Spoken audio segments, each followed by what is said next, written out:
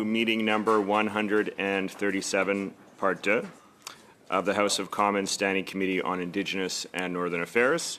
As always, we want to start by acknowledging that we are gathering on the ancestral and unceded territory of the Algonquin and Anishinaabe people, and to express gratitude that we're able to do the important work of this committee on lands they've stewarded since time immemorial.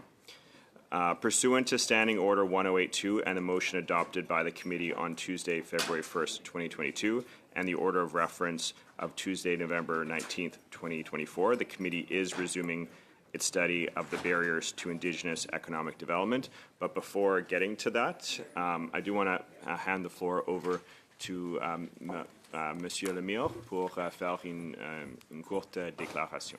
Oui. Thank you, Mr. Speaker.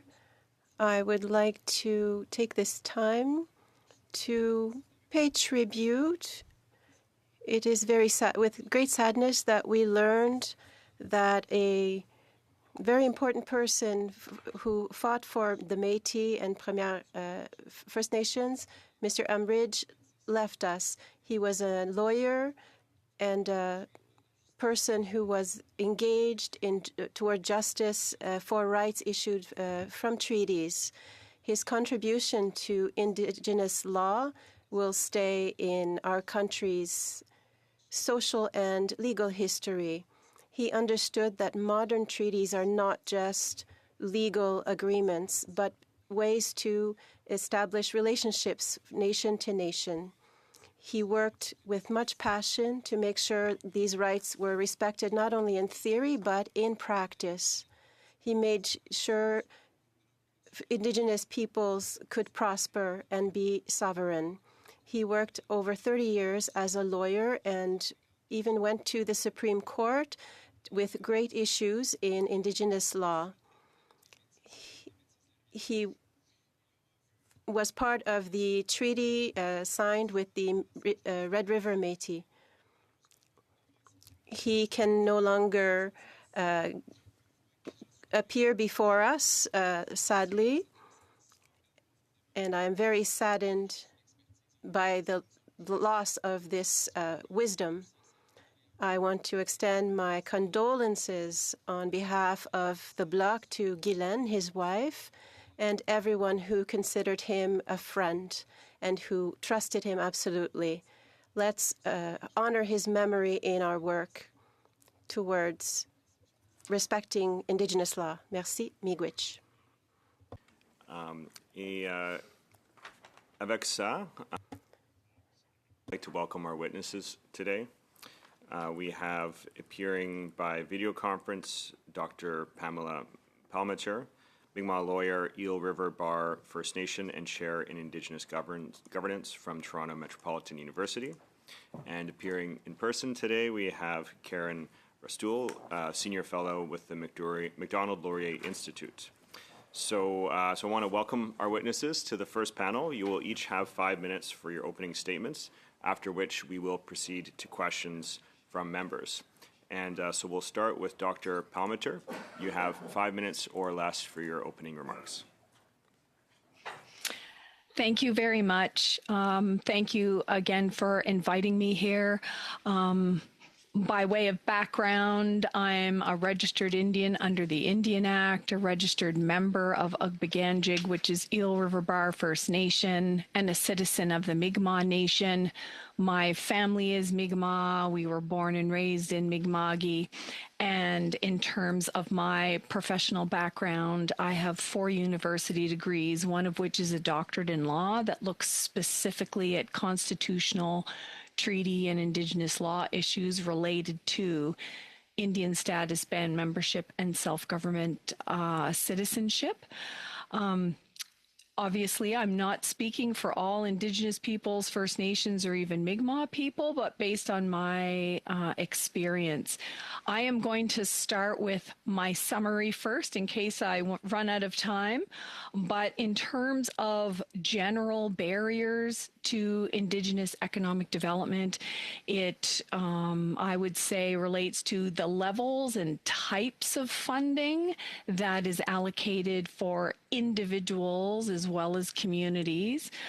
The industries that are disproportionately supported, like oil, gas, and mining, so natural resources, as opposed to, say, online content creation, for example, online courses or education. The degree to which professional supports are included in that, accounting, legal, marketing. I believe you've had many reports on the significant administrative burdens. Access to lands is huge, lands and infrastructure for both individuals and communities. Education and training supports that go along with that, the cost, but also the format, and of course, the Indigenous procurement policy at the federal government level. I'm going to go into a little bit more detail about the procurement policy. While I understand that self-identification is one of those things that governments and universities and the arts community has done as a way of trying to be respectful and not put Indigenous peoples through additional verification processes because of all of the impacts of colonization on our identity already, all the hoops we already have to jump through. It's very obvious that self-identification is not enough. It's very easily exploited. It's exploited at alarmingly high rates. And while some might be unknowingly exploited, I'd say for the most part, people know when they're exploiting that. Having worked in government universities, I've been around HR, which has advised people just check the box. Part of the problem with that is that it's confidential. There's no accountability around self-identification. You don't get to verify that. You don't get to access any of that information when verification itself is relatively easy. At the same time, in addition to verification, I think we need to have grace for those people who are going through the process and the many women, Indigenous women, who have been excluded because of historic and ongoing Canadian laws and policies. I think to make the procurement policy better, governments need to engage with Indigenous experts on the topic.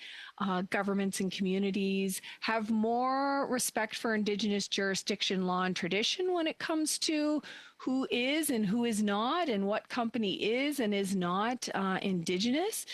Ensure that human rights are respected. I think that goes without saying.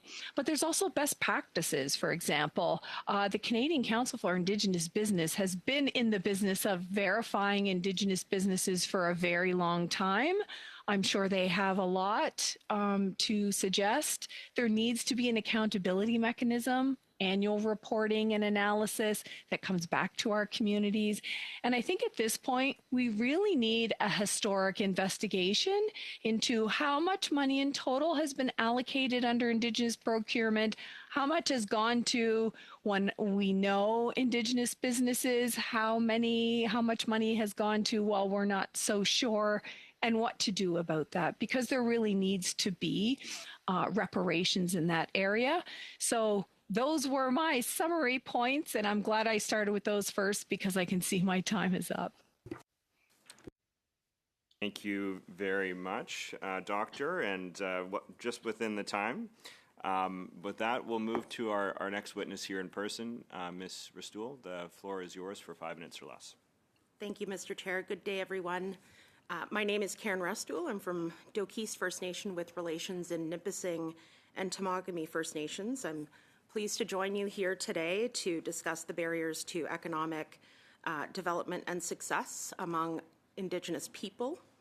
As we know, the procurement strategy for Aboriginal business, PSAB, as I'll refer to it, was introduced in 1996 by the Chrétien government. It held the following policy objectives, which I researched just out of curiosity. In short, to increase Indigenous participation in federal procurement, to promote business development, to enhance economic opportunities, to create employment, to support economic self-sufficiency for Indigenous communities. And when it comes to policy, I'm continuously motivated by one key question, what are the results? And in this case of the procurement policy, have these 5 objectives been met? And so I dove into the data, and it appears that at the time of the introduction of the policy, there was little data on Indigenous participation in federal procurement, though it was clear that the Indian Act and other barriers had resulted in very low participation rates. There was a survey, the Aboriginal Business Survey, conducted by StatsCan in 1996 that gathered information from roughly 2,500 Indigenous business owners across the country. And it's my understanding that there were roughly about 20,000 Indigenous businesses at the time. By 2018, the number of Indigenous-owned businesses had grown to about 62,000. This data is shared by the Canadian Council for Indigenous Business. And most recent estimates suggest that there are now over 70,000 Indigenous-owned businesses in Canada. And as it relates to federal contracts, my understanding is that last fiscal, a $1.6 billion for Indigenous businesses was noted by the federal government, representing 6.27% of total federal procurement and exceeding the mandatory 5% target. On face value, this, albeit limited, data shows growth in entrepreneurship among Indigenous peoples across Canada. However, we now have a strong and compelling reason to question the validity of this data given the rise in appropriation of Indigenous identity, also referred to as pretendianism, and the rise in fraudulent bids, all done to gain access and gain advantages to federal procurement opportunities. And it's an understatement to point out that this issue undermines the integrity of programs like PSAB, disadvantages genuine Indigenous entrepreneurs, and also disrespects the public dollar. And while federal government maintains the Indigenous Business Directory, which requires proof of majority Indigenous ownership, these measures, in my view, are not sufficient. Strengthening the verification processes and ensuring swift consequences for non-compliant are critical to preserving trust, not only in Indigenous procurement programs, but in government as an institution. And I look forward to the findings and recommendations of this committee, of the Auditor General, and anyone else that is involving themselves in correcting the course here and getting ourselves back on track.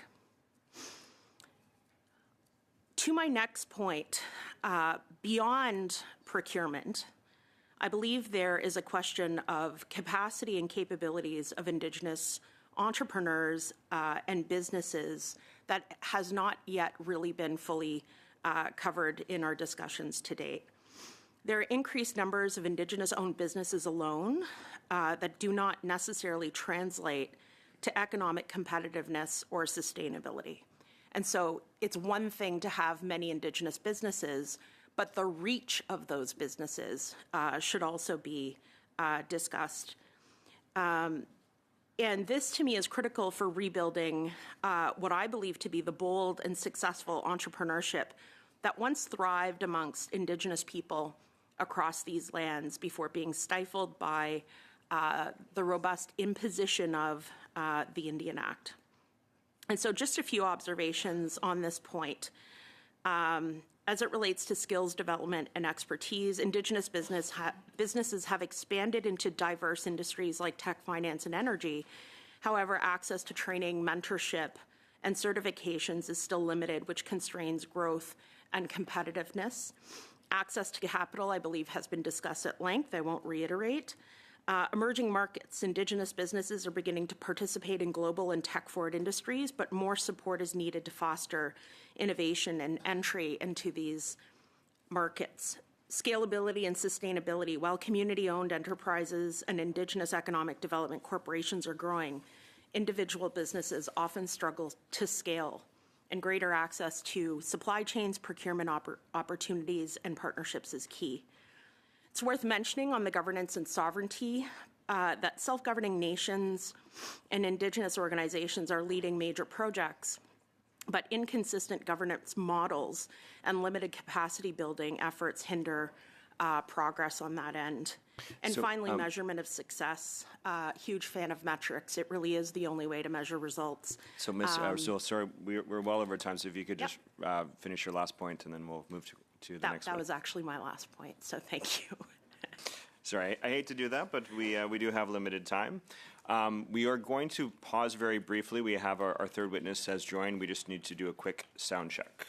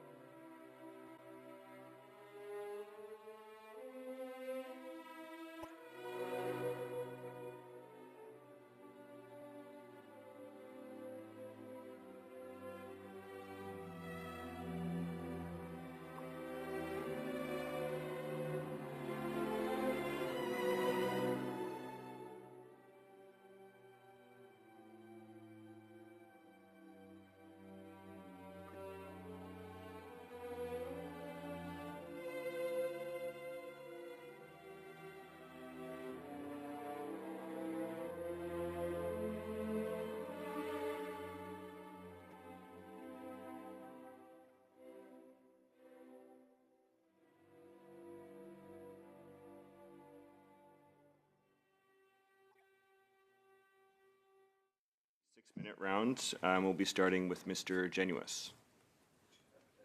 I thought it was going to be you and then Okay, me. Mr. Schmill then. Thank you very much, Chair, and thank you to our witnesses for your testimony. Maybe I'll start with Ms. Rustool, since she's sitting here in front of us. I think many people are now aware that might not be paying attention to politics of what has been occurring over the past few years.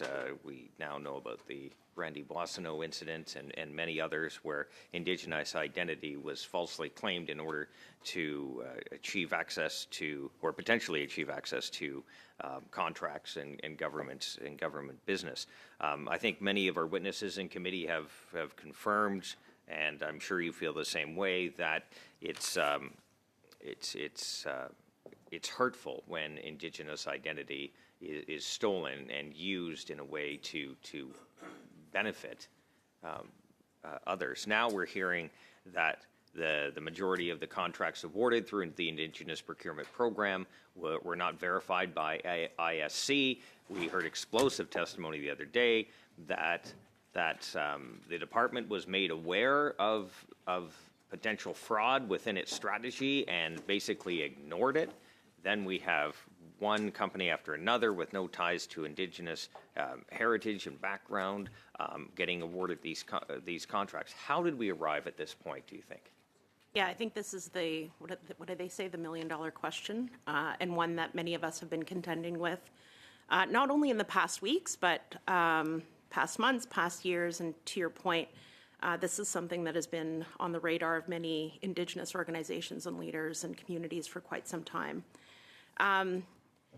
I actually believe that DEI policy created an environment where programs that are intended to level the playing field are seen as preferential treatment or seen as advantages for a certain group. There's not a lot of knowledge yet as to, the history of Indigenous Crown relations in Canada. A lot of Canadians still don't fully appreciate the reach and impact of the Indian Act and how we got here. And so I think in large part where you have programs that appear to favor one group or the other, coupled with policies that promote self-identification. Most recent example with Bill C-53, there was a lot of question there amongst First Nations leaders for government around, checks and balances on identification. And so that, DI policies, hand in hand with policies that put in place self-identification for these types of programs really lend themselves to the situation that we're currently facing. Now, how can we fix this? There are advantages to procurement.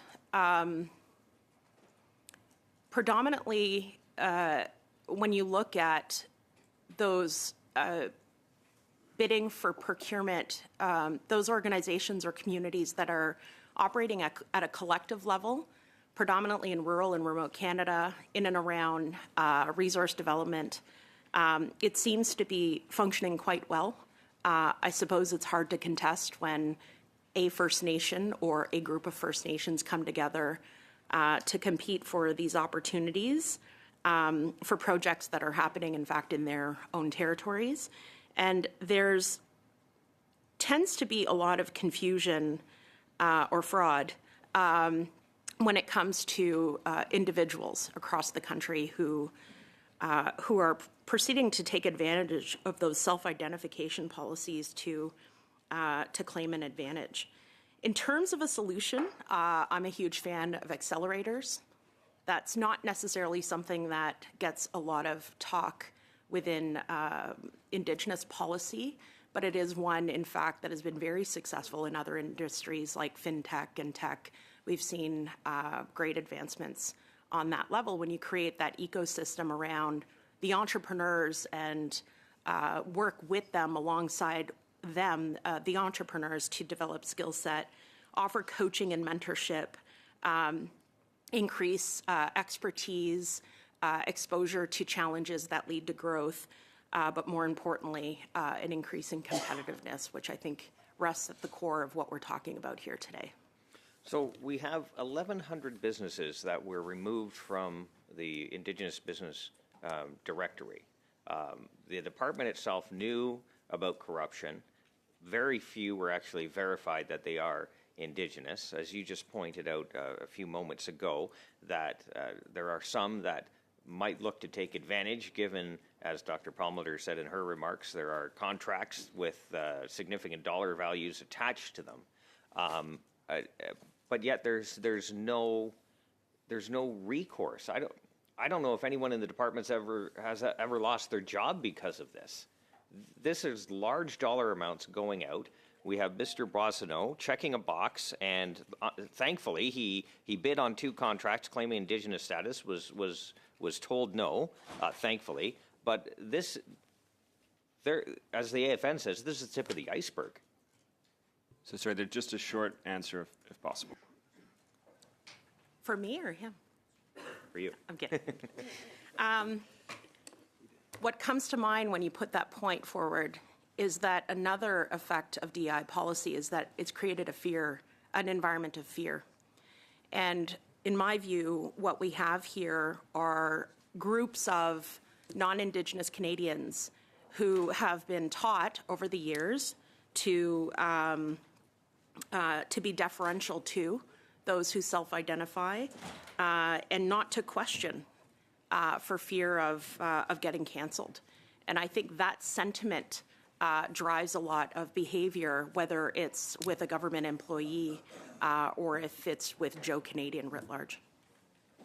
Thank you very much, Mr. Schmill. So with that, we're going to move over to our second questioner in the first round. Mr. Batiste, you have the floor for 6 minutes. Thank you, Mr. Chair. And my questions are going to be to Dr. Palmater.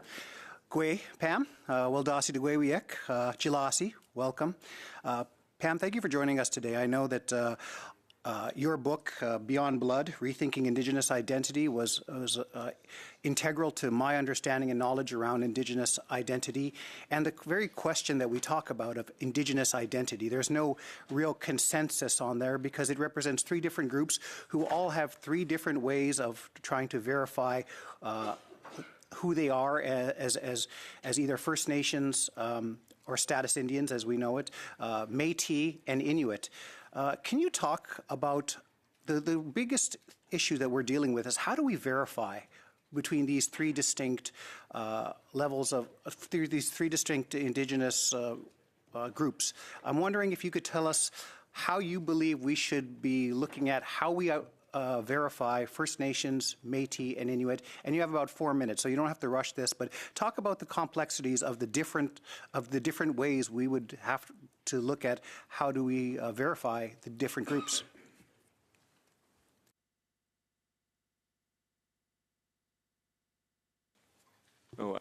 Dr. Yermia. Oh, okay. Yeah. We hear you now. Thank you. Well, Alan, Jaime, for your questions. And obviously, it's on the one hand, it can be a very simple issue. And on the other hand, it's very nuanced and complex with lots of history. We also don't want to get into a situation where we have thousands of bureaucrats across the country being the ultimate determinator of who is Indigenous and who isn't. I think we have to break down first the easy stuff. So the easy stuff really for First Nations at the outset, and the vast majority of cases are going to be easy. It's just the small segment that we have to weed out. Where do we need to have some grace, some flexibility, and what are the obvious fraudulent cases? So on the easy side of things, verification can be as simple as, oh, I'm a member of Ugbaganjig. Like, here you go. Here's my membership.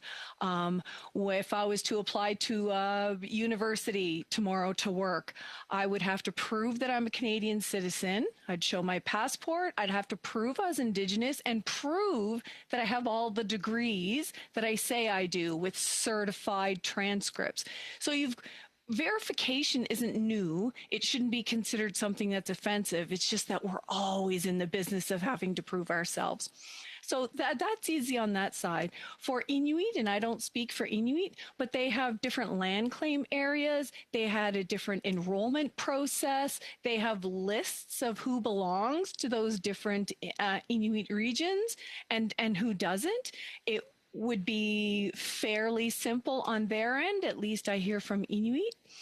On the Métis side, it's becoming a little bit more tricky because of the ways in which fraudulent people have tried to jump on the Métis bandwagon. So instead of just historic Métis who descend from those historic Métis with their own language and culture and history and territory, you've got now hundreds of organizations just claiming it.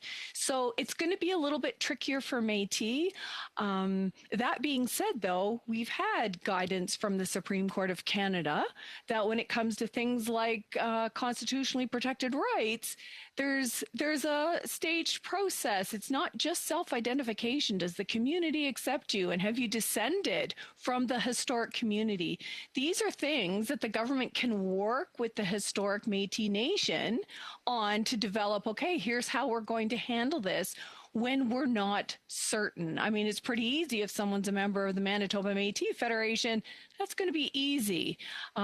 If it's some of these other communities, it won't be as easy. And when I talk about grace, I mean there are, as you know very well, there are people who have had their identities and relationships and connections with their communities impacted or severed. So people who went to Indian residential schools, day schools, people who were left at Indian hospitals, people who've been living on the streets, incarcerated, 60 scoop, foster care system. There are many instances, especially for First Nations, where children weren't registered. And we have to have grace. We have to be able to address those scenarios. But again, that's fairly easy to prove. It's one thing to say, oh, I was impacted by 60 Scoop. And then it's quite another to say, well, look, my mother's a band member. I wasn't registered because I was scooped up, but I can provide this documentation. And none of this is new. For example, in the few minutes that I have left, just to say that in Ontario, when the Liberal government offered free education to Indigenous peoples in the province, you had to verify. And so we went through a whole consultative process in the province of Ontario of what would that look like? And it looked like things like, here's your band membership. Here's your mother's band membership. Here's an affidavit from the chief that says you are actually a descendant here or part of the community. So there's lots of ways we can do it. I just wouldn't want individual bureaucrats to be doing it on their own. I think that it really needs to be in a policy co-created with Indigenous experts and governments. Thank you very much, Mr. Batiste. Et avec ça, on va à notre... And with that, on to our next member, Mr. Lemire. You have 6 minutes. Thank you, Mr. Chair. Ms. Palmater, thank you for being here. You created a term, pretendians, and yesterday I heard the French expression of a faux Indigenous person. And so that might be, you know, an accurate way of saying it in French. Can you tell us what you're implying by using the term prétendien or autochtone in French? So that issue itself is very complex. There's a variety of individuals.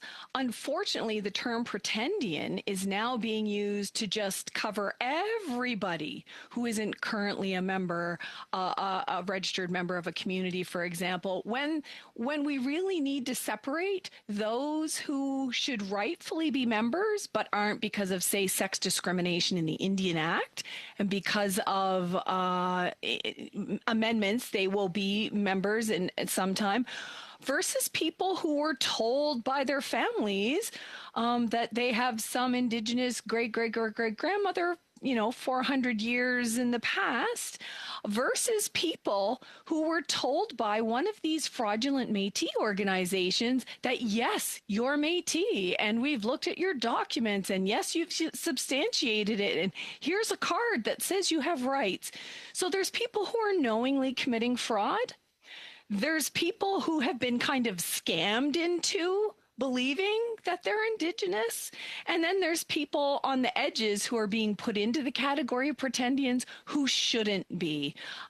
So it is quite complex. I am most concerned about these fraudulent Métis organizations and fraudulent individuals who do know better, who have made it up, and we've seen lots of examples of that. So I think if we look at the fraudulent groups and individuals, that's different. I think we need to make sure that everyone is aware.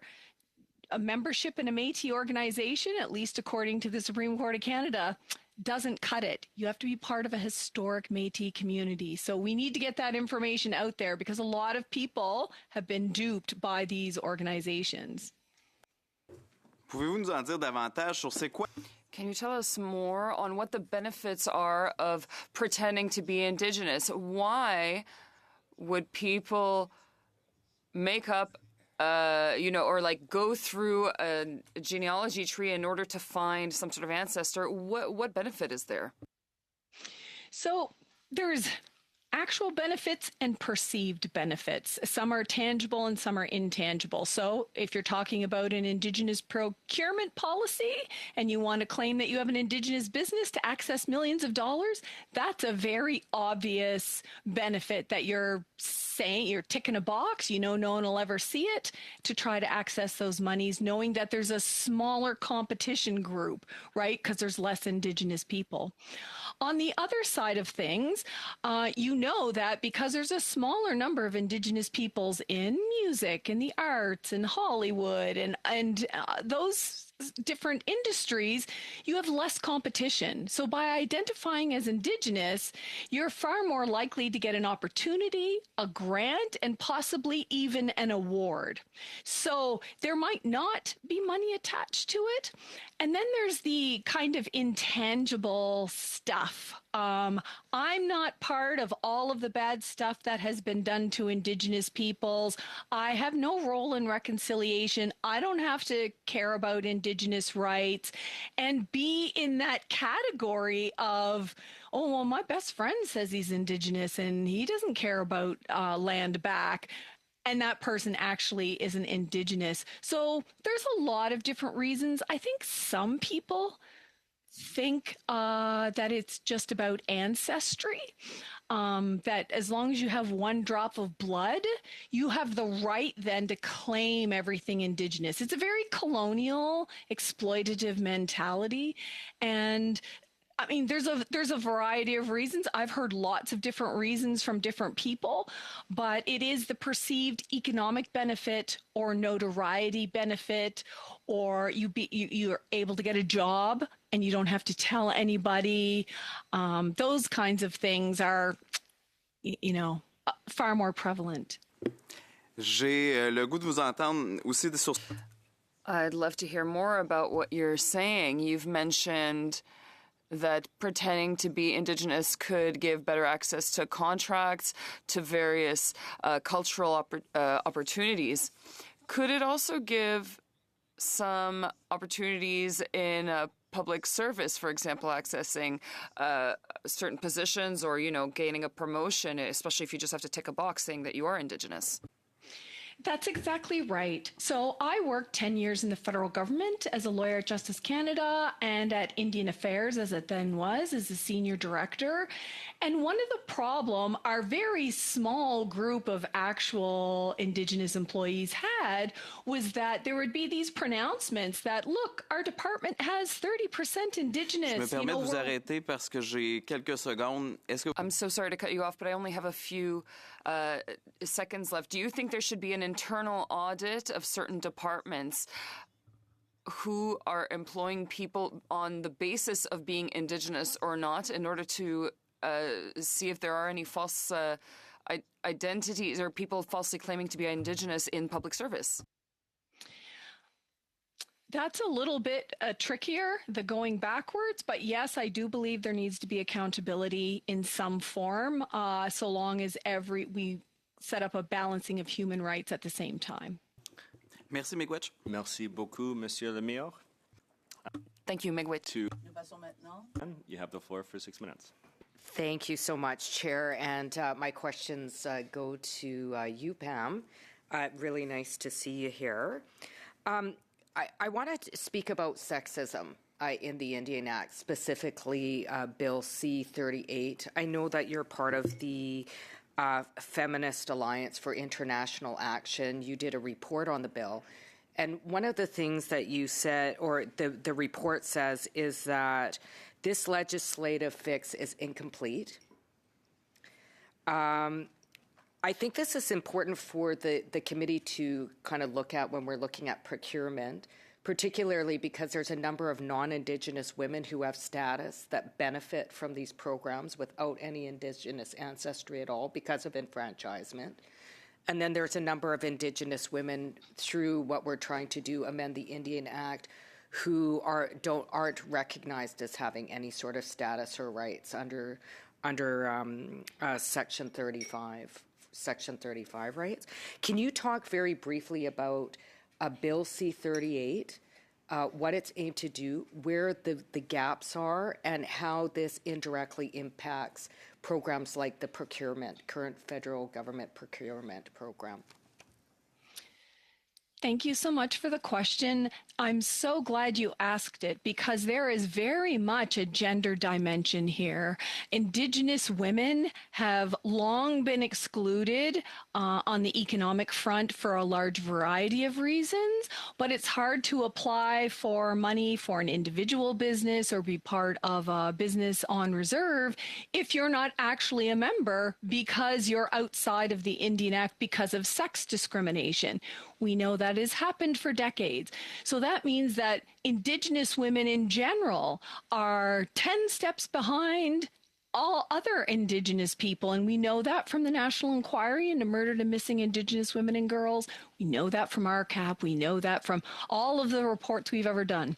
So there are still gaps. Obviously, we have not gotten rid of all of the sex discrimination in the Indian Act. We have a whole working group on that. We hope Bill C-38 will deal with some of that, but C-38 only addresses enfranchisement. In the past, you were involuntarily or voluntarily enfranchised as a woman if your husband was, and so were your kids. So how do we bring these women back who are rightful members? And similarly, there's consultations that are going to be happening in the new year on the second generation cutoff of all of our kids or grandkids that are not included because of this second generation cutoff, which are disproportionately Indigenous women and girls.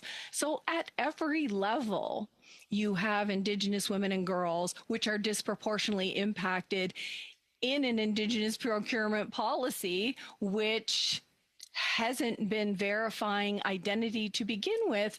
And then I would like to see the numbers on how many Indigenous women were provided with supports that are actually Indigenous. And so this, for Indigenous women and girls, this means more than just business. This is how can you provide for yourself and your children in situations of domestic violence, having a house and shelter for yourself, being able to live in a safe location. All of these things are directly related to policies like this.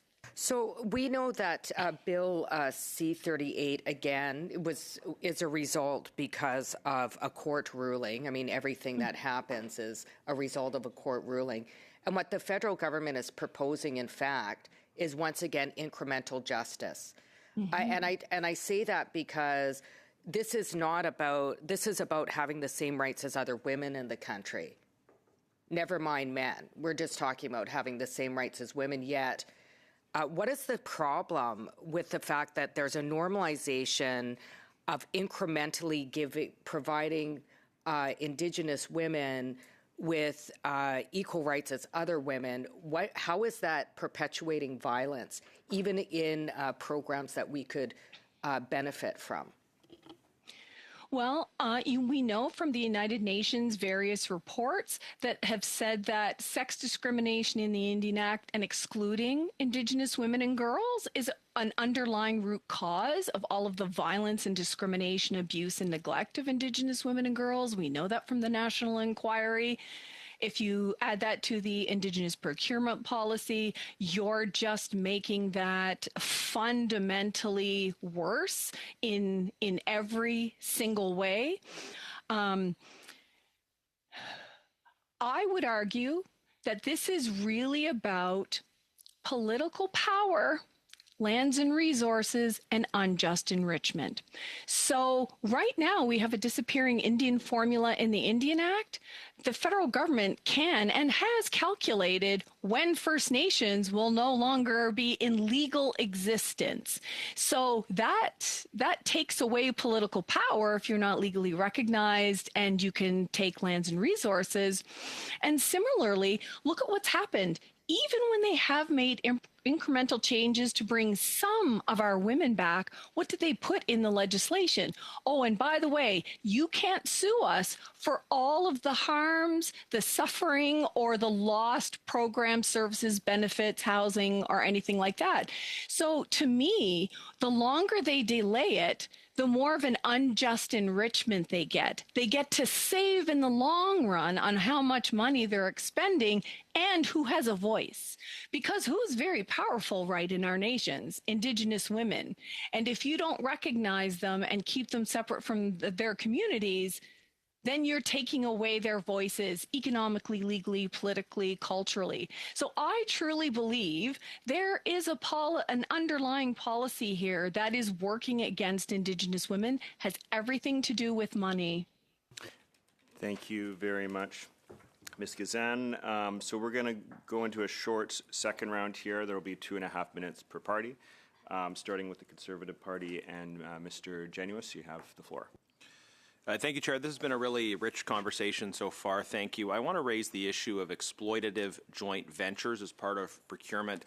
There are obviously plenty of legitimate instances of joint ventures between Indigenous and non-Indigenous business, but we're hearing a lot about exploitative joint ventures where a non-Indigenous partner gets all of the benefit and the Indigenous partner realizes almost none of the benefit, but is tacked on in order to allow them to qualify for these set-asides. One example that we've heard about recently through a whistleblower is the Canada Healthcare Agency, where instances of fraud were actually brought to the attention of the government, and they didn't want those passed along. And what we're seeing is that joint ventures represent a very small percentage of those on the Indigenous business list, and yet they're getting a massive proportion of the contracts, especially the large contracts, which suggests that there's an instance of these exploitive joint ventures that are taking advantage of these set-asides in order to monopolize the benefit for the non-Indigenous side of the partnership. So, and even to call it a partnership is misleading. Ms. Restoule, can you comment on the issue of exploitative joint ventures and maybe what steps we can take to address that? Yeah, on joint ventures, there are instances where it's been very successful. There are an increasing number of First Nations who are cutting into resource development projects through equity partnership and also business partnerships or joint ventures, if you will, where it is working. It is successful. The community is a large partner in that engagement.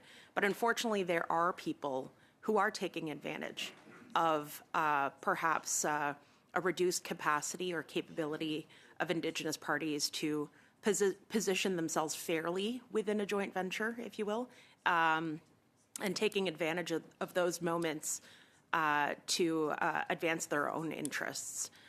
These are people who, as I mentioned earlier, at least in my view, believe that these programs are seen as preferential treatment, as special advantages, and ultimately want to access those for themselves for their own benefit. Just if I could jump in to clarify, you're saying basically that there's kind of legal taking advantage of in the context of these partnerships where the Indigenous side may not be empowered to defend their rights and therefore they're getting exploited by the so-called partner. Just a brief response. The program, yes. Yeah, thank you. Thank you very much, Mr. Genuis. Moving to Mr. Batiste for 2.5 minutes. Back to Dr. Palmater. Pam, you mentioned the notion of disappearing in Indian status. And we've heard from Métis presidents during this study is that there is no cutoff for Métis identity. They can have it in perpetuity. How can we balance fairly procurement that's equally giving opportunity to Métis and First Nations when we have one with a in perpetuity and one with a second generation cutoff? What do you think, how do we balance that in terms of fairness, in terms of the opportunities that are there, and what do we need to do to address this second generation cutoff? Well, I think, first of all, this is a very important question because it relates to how we're viewing First Nations. Are we governments? Are we nations? Are we political, cultural, legal groupings? Or are we a race that's still being measured by a fictional notion of blood? Because as we know, we don't get 50% of our blood from our mom and our dad. That's not how science works. But that is still being ascribed to us in terms of legitimacy, and not just on a personal level. So that it has legal implications, economic implications, political implications. So this is why I think the federal government needs to work with First Nations in particular to say, okay, how are we going to do this on a partnership way to make sure that we're protecting your rights, so that we're going outside of what might be in a consolidated funding agreement or something that has to be attached to Indian status or has to be attached to band membership, to allow First Nations to say, well, look, we have all of these members that live on reserve and they're not registered because of discrimination, and we're working on it. Can we still include them?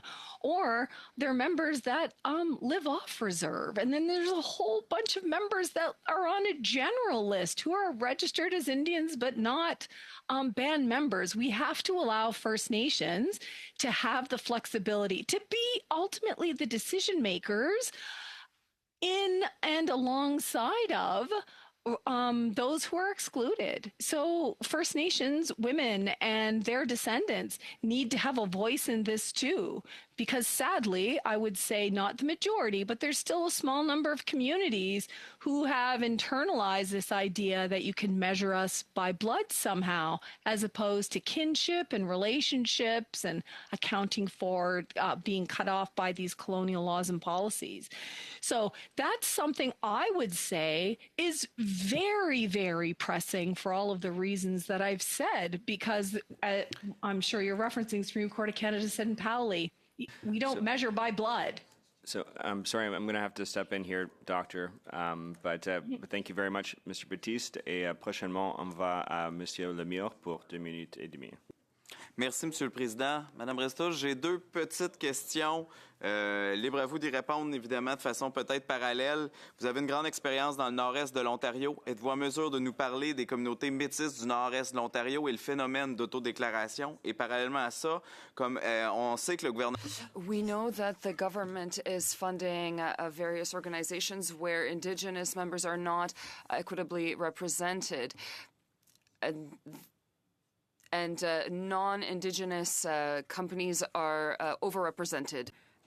In my territory, in and around Nipissing, I'm from Doki's First Nation, there are reports from those who are out on the land who are coming across tiny homes, small structures that are being put up ad hoc by groups who claim to have Indigenous lineage to that territory, who, when we sit down and talk to them, it's very clear there is no lineage. There's no connection to the families that have occupied those territories since time immemorial, if you will. And so I find that quite disruptive, and quite frankly, it's criminal, it's fraud. There have been instances where, I think of the Gill family, where the mother's serving 3-year sentence on it. This is serious stuff. It's a misrepresentation, an appropriation, and it's criminal. La deuxième question, the second question, could you repeat it, because I didn't... Ça parle du CCIB, qui n'a pas une... There's no equitable representation of Indigenous people within a certain organization within the CCIB. And it is an organization for and by the Indigenous people, and we give... And what I know about the CCIB, they do have a representation of all First Nation, all Indigenous groups. The root of the organization is one that came together with a business interest, so it's not a rights-holding organization, if you will, but nonetheless, they're positioned to advocate for the benefit of Indigenous entrepreneurs across the country. And from what I've observed, they've done so quite, they've done it very well and with a great degree of integrity over the years. Merci beaucoup. Merci beaucoup, Monsieur Lemire. And panel will be Ms. Gazan for 2.5 minutes. Thank you. Oh, Thank you so much, Chair. And I'd like to ask, I want to continue on the discussion around membership lists and the impact of the Indian Act on Indigenous or First Nations people having control over their membership lists. Because we're dealing with a situation of pretendianism in procurement. And we have people checking boxes and people that are distanced from our nations, making decisions about who's Indigenous and who is not. Why is it important to, I mean, I think we need to get rid of the Indian Act and replace it with human rights, but why is it important to amend the Indian Act to give back the rightful control of membership, like back to nations? Is that a question for me? Yes, Pam. Yeah. Oh, okay. Yeah, sorry. So right now, under the Indian Act, First Nations have the option under Section 10 to enact their own membership code if they draft it, have a community vote on it, and it's approved by Indian Affairs or ISK or whomever, and then they have their own membership code. In Canada, right now, about 60%, or maybe half and half. Some have done that and some have not. So for the bands that have not chosen to enact their own membership codes, it goes by the Indian Act. If you're a status Indian, you're a member. If you have your own membership code, sometimes that means the same thing, but sometimes they might add other criteria to that. And the problem with this is the federal government has said, here, bands, here, enact your own membership code in the hopes of transferring liability for all of this historic discrimination and exclusion of First Nation women and try to push it onto bands. And many bands who want to have their own membership code have said, we're not assuming any of the federal government's liability. They need to fix their mess first, bring our people back, compensate them, and then we will have our own membership code. So there's lots of different reasons, but that's one of them, to not assume the liability of the federal government. Thank you very much, Ms. Guzan. Yeah, so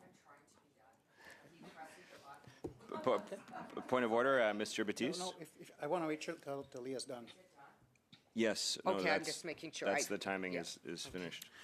Firstly, Mr. Chair, I know that we had a condensed round on that second round, but I know that we allow documents to be provided to this committee. I think verification is something that, you know, if we looked at a distinctions-based approach, there are certain questions that Dr. Palmater suggested for each of the different levels of different Indigenous distinct groups.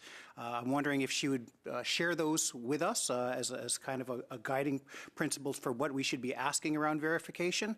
And just lastly, I know that Dr. Palmater has spent her life talking about the discrimination within the Indian Act, especially the second generation cutoff. I know today that Minister Hajdu will be having action on that, where we call for proposals for Indigenous-led options for solutions for the second generation cutoff and Section 10 voting thresholds, which after a year of consultation with AFN, we're now looking for processes to get rid of the second generation cutoff, and that will be announced today. And I just wanted to make sure that you were aware of that, since you weren't here in person to talk about this. Thank you, Mr. Batiste. That's not a point of order, but with that, I do want to thank our witnesses for appearing both by video conference and in person. And as Mr. Batiste mentioned, if there is any other information you would like to provide the committee for this study, please do that in writing at your earliest convenience, as we will be starting a report very, very soon on this. But with that, thank you again, and we're going to briefly suspend as we move to our next panel.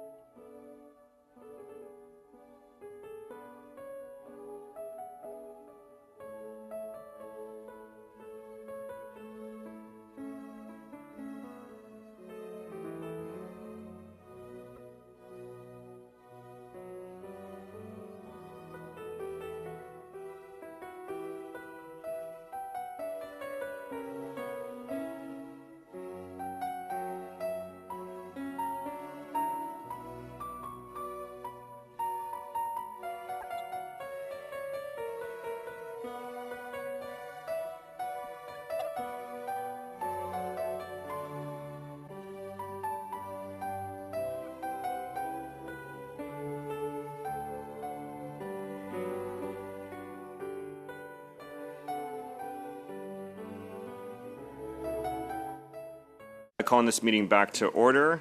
I would like to welcome Mr. Jack T. Watso, advisor with the Abenaki Band Council of Odanak. Bienvenue.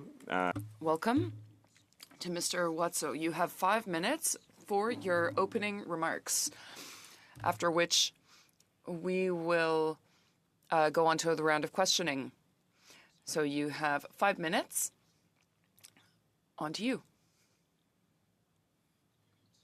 My name is Jacques Thériault-Watso. I am an elected member of the Abenaki Council of Odanak since 2005. I am part of the Old Guard, and here are my official opening remarks. Mr. Chair, members of the committee, thank you for inviting me to share my perspective today. My name is Jacques Thériault, as I mentioned earlier. I am a defender of the rights of First Peoples and an entrepreneur committed to preserving and promoting our cultural heritage. I am Odanak, one of the 11 First Nations of the province of Quebec. We are in the south on the traditional territory situated between certain, close to Rivière du Richelieu. The context is important, so I would want to emphasize that we are at a critical time for Canada's relationship with First Peoples. The motion before us speaks to the importance of addressing the issues we face with sincerity and commitment. One of the priority issues for us is identity and cultural ownership. Within the Abenaki Nation, one of our greatest challenges is the theft and appropriation of our identity. The lack of robust mechanisms to protect Aboriginal identity exposes our communities to injustices, whether they involve fraudulent claims or marginalization of legitimate members. I recommend the creation of clear protocols in partnership with communities to better define and protect belonging to our nations. Another point, cultural and economic sovereignty is another priority. The revitalization of our languages and traditions requires targeted investments in educational and cultural programs. At the same time, our economic initiatives, such as those I am leading, demonstrate how Indigenous entrepreneurship can be a powerful lever for self-sufficiency. I am calling for increased support for Indigenous businesses, not only through funding, but also through partnerships that focus on sustainability and respect for traditional knowledge. Third, we have the government relations. I want to emphasize the need for meaningful consultation with First Nations in all the policies that affect them and us. Too often, our voices are absent from decision-making processes. This has to change, and this committee will allow for a real change. I propose that permanent mechanisms be put in place to include Indigenous leaders in national policy decisions. And as a conclusion, a vision for the future. I invite you to consider our relationship as an equitable partnership. Together we have a responsibility to build a future where children can be proud of their culture, empowered in their choices, and fully respected as First Peoples. I am available to answer your questions and further explore the issues. Thank you for this opportunity to share the concerns of the Abenaki Odanak. Merci beaucoup. Thank you, Mr. Watso. Et avec ça, on that, we will start our round of questioning. We will start with the 6-minute round. Mr. Schmale, you have the mic for 6 minutes. Thank you very much. We don't have the second witness. the second witness has some issues with their sound.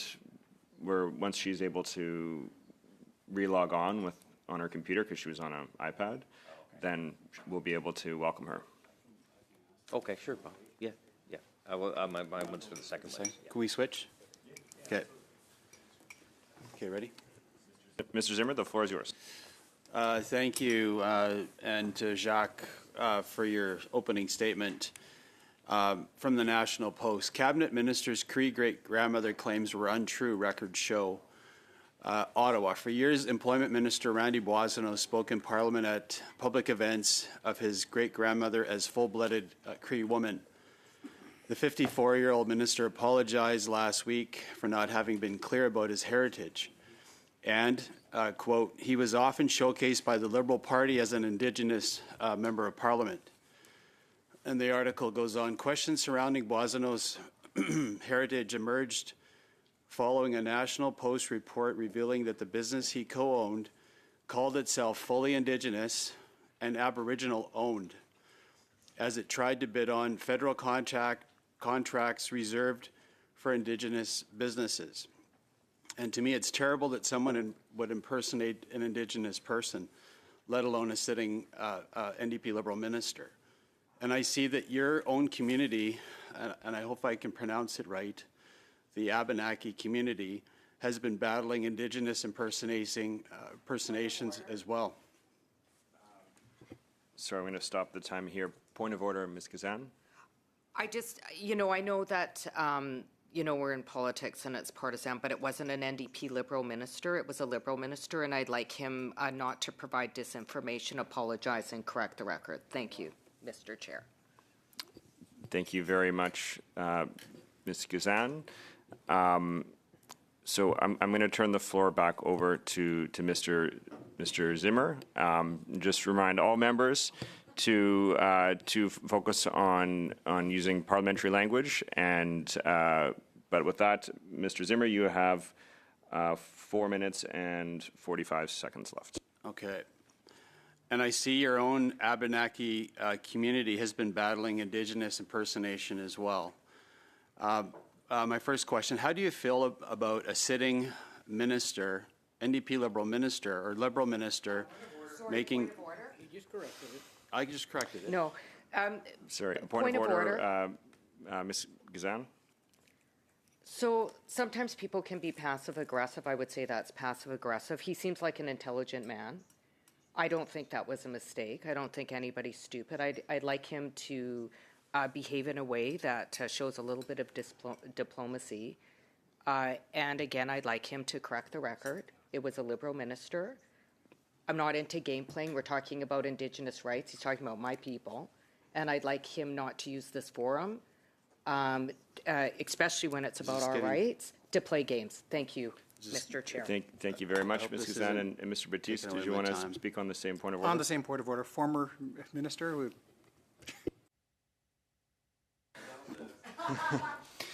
Monsieur. En tout respect pour mon collègue conservateur, puisqu'il s'agit d'un témoin du Québec, généralement, la formule utilisée en Chambre par les conservateurs, ils disent une chose en anglais et une autre en français. Ce serait la coalition Bloc libéral qui devrait être utilisée plutôt que NPD libéral. On doit régler la traduction ici. Est-ce que vous pouvez entendre en anglais? Est-ce que la traduction vient? Your end. I'm going to continue to speak in French. Can everybody hear me? Great. Okay, so we've got multiple points of orders, and colleagues, look, I know we've seen a lot of each other in the last month, and I think we've done very well at getting through a lot of business and being respectful. We're almost through this. We've got, we're going to be done this at 1:30. Inshallah. So let's just see if we can keep that same spirit of, getting things done and working together and being respectful. And particularly, let's be respectful to the witnesses and the time that we have here with them. So with that, Mr. Zimmer, you have 4.5 minutes left. Okay, thank you, Chair. I'll repeat the question. How do you feel about a sitting Liberal minister, former Liberal minister, making false claims about being Indigenous? Point of order, Mr. Chair. Okay, I'm stopping the time again. Mr. Hanley, a point of order. Just to correct my friend, Mr. Zimmer, there was never a claim from the former minister of being Indigenous. Thank you, Mr. Hanley. We're going to go back to Mr. Zimmer. You have a little bit more than 4 minutes left here. Actually, it wasn't to me. It was back to the witness to answer the question. If you could answer that, please. I can repeat it if you wish.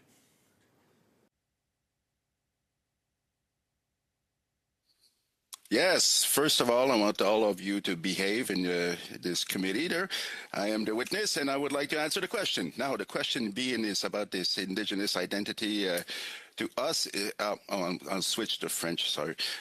Pour nous, la fraude identitaire est... Identity fraud is problematic for us, especially when a member of the parliament is involved. I don't know the entire process here, but this Liberal member, formerly an MP, presented himself fraudulently. We think this is problematic. The Abenakis have been fighting against this kind of false identification for the past 20 years because people have been making strides in their careers by pretending that they are Indigenous. This has been happening across various fields, political as well. There was also a member of the Prime Minister's team who pretended that they were Abenaki, which is my people. We are the protectors of our nation, of our heritage, and we know who our members are across communities, across Canada. We know who our members are. And so when somebody says they are Indigenous, it actually undermines our rights as Indigenous people.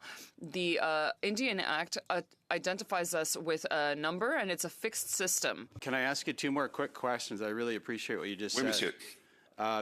Next to it. And so how do you feel about a Liberal minister personally benefiting based on what we all know is a falsehood? Que ce soit un membre du Parti libéral ou tout autre parti. Whether it's a member of the Liberal Party or other party, provincial or federal, it is completely unacceptable to benefit from a false identification as an Indigenous. I don't want to point any fingers, but it was a Liberal minister this time who was caught with his pants down. It's about out of time here. And this is, I guess, how do you feel about the current government? So we know that this falsehood, this claim has been made, and you've acknowledged that. But how do you feel about them covering it up for years? Une des problématiques, c'est l'auto-identification.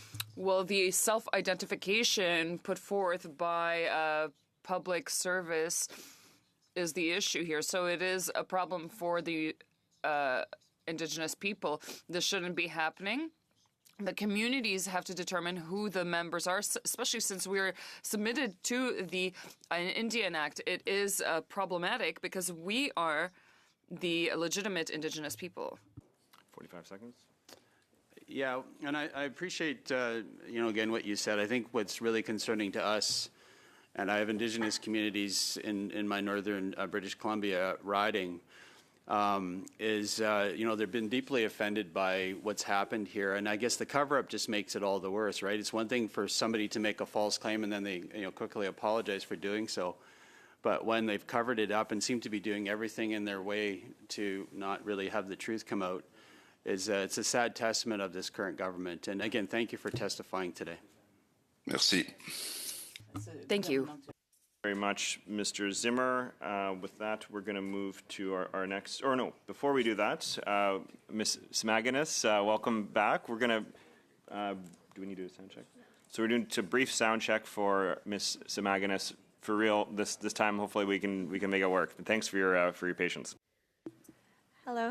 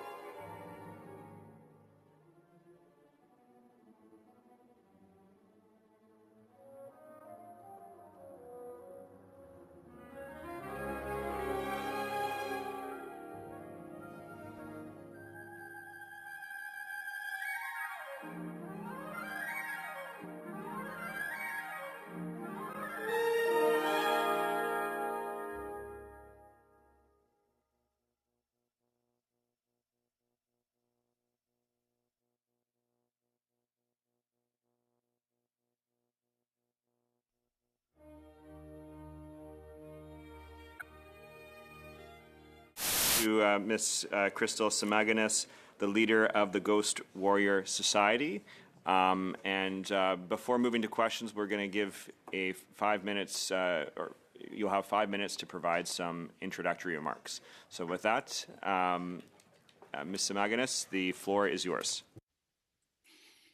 Thank you. My name is Crystal Samaganis in Sikason.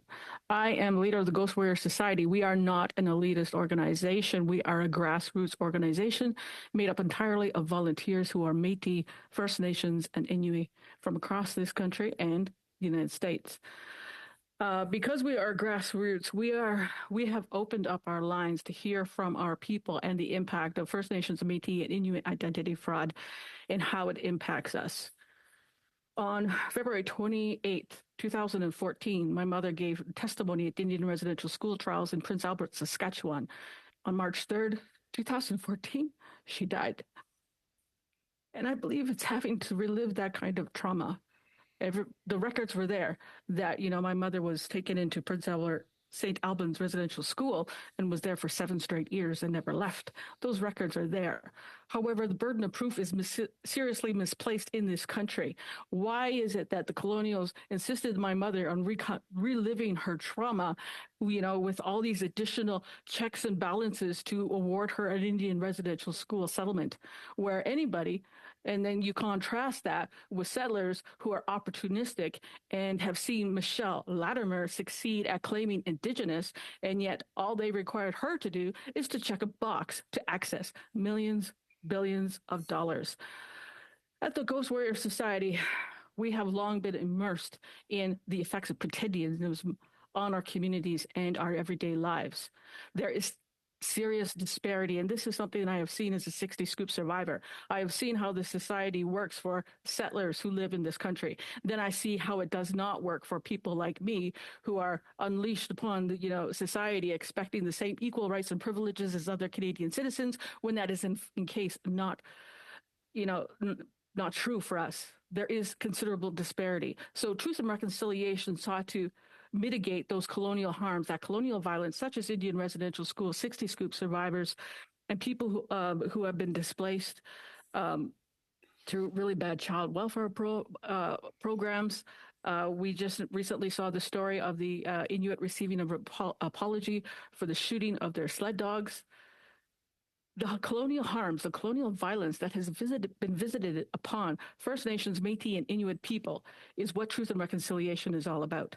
It is not about checking a box. It is not about self-identification. It is not about, and when you have, colonial interference in the lives of First Nations, Métis, and Inuit, and then you get exploitations that come from false claims of Indigenous identity, then here we are. Here we are at the Standing Committee, and here we are trying to address this. And I thank the governments, all governments, for coming together in this room to finally address it. However, from my perspective at the grassroots and knowing the actual impacts it has on my people, it's like I'm saying Mother Earth is on fire, and here we are with a teaspoon of water to try to quell this raging inferno that is pretendianism, and it's eating up housing, it's eating up economic development opportunities, it's eating up, we have exploitations of Gladue sentencing in the justice system.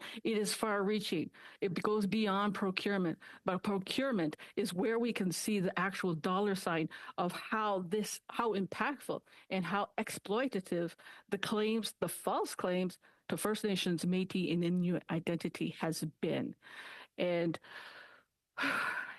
there has to be checks and balances. You cannot impose checks and balances on First Nations, Métis, and Inuit people to define who we are and then just, allow for self-identification or the self-declaration of Indigenous identity, and then allow these people to, enter into contracts, with some very suspect, partnerships with, with Indigenous people.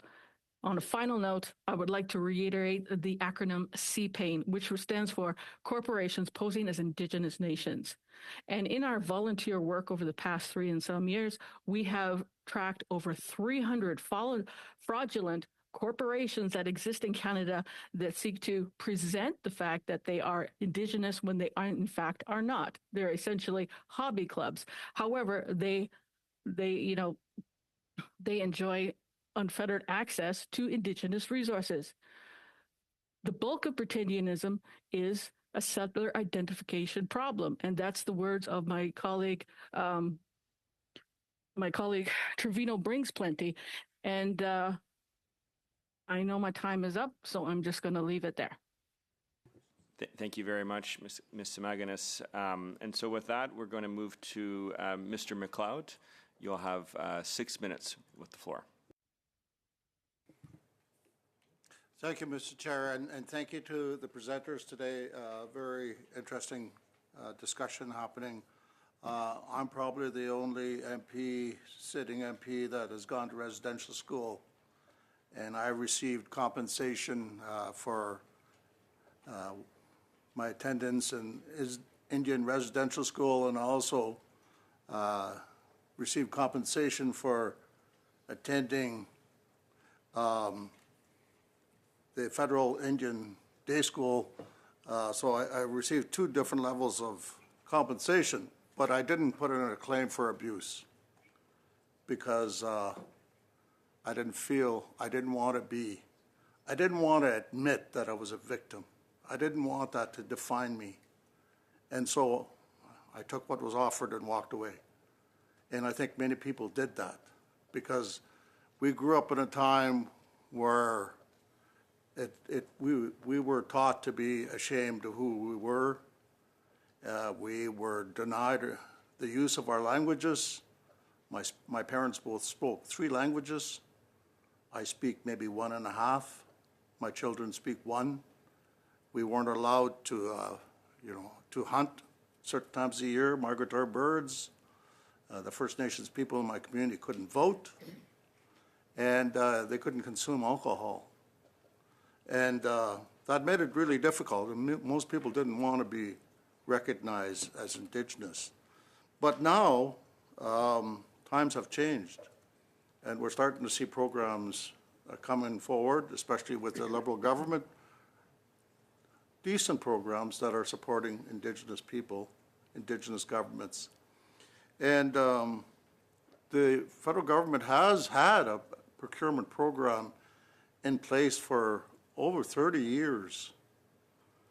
And I'd like to ask both of you if you could tell me why you think it's taken this long for the conversation to happen around the Indigenous Business Directory.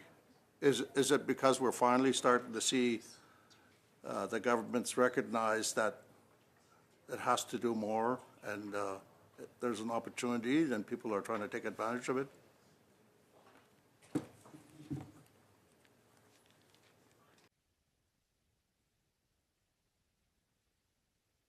I could jump in and answer that. There's a few reasons. Number one is the first and foremost is the dismal economy. For instance, we see the exploitation of First Nations, Métis, Inuit housing. We estimate that only 30% of tenants in that housing are actually authentically Indigenous. The rest is checked the box. When you have an economy that puts a strain on all Canadians, then they look to opportunities and strategies to acquire more Indigenous resources. So I would say that the bulk of Britannianism is, to access First Nations, Métis, and Inuit resources and to exploit them.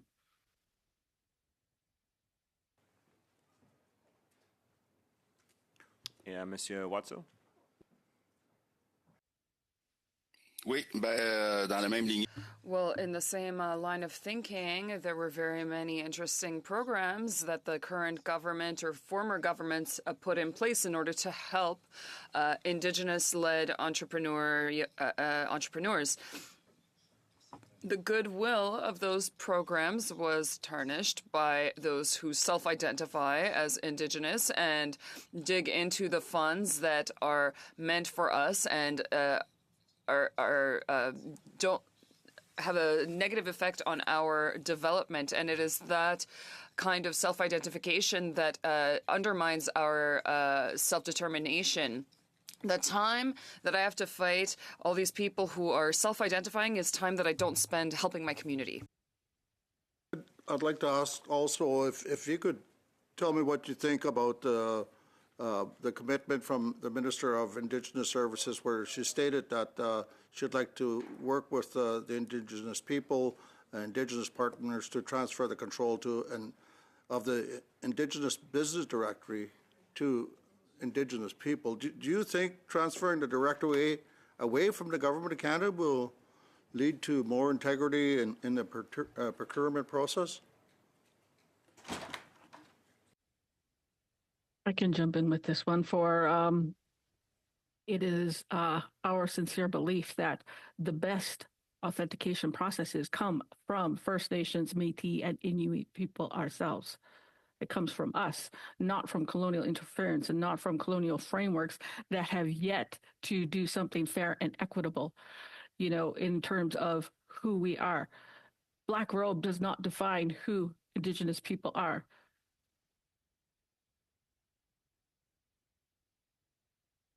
Monsieur Watso. Mr. Watso?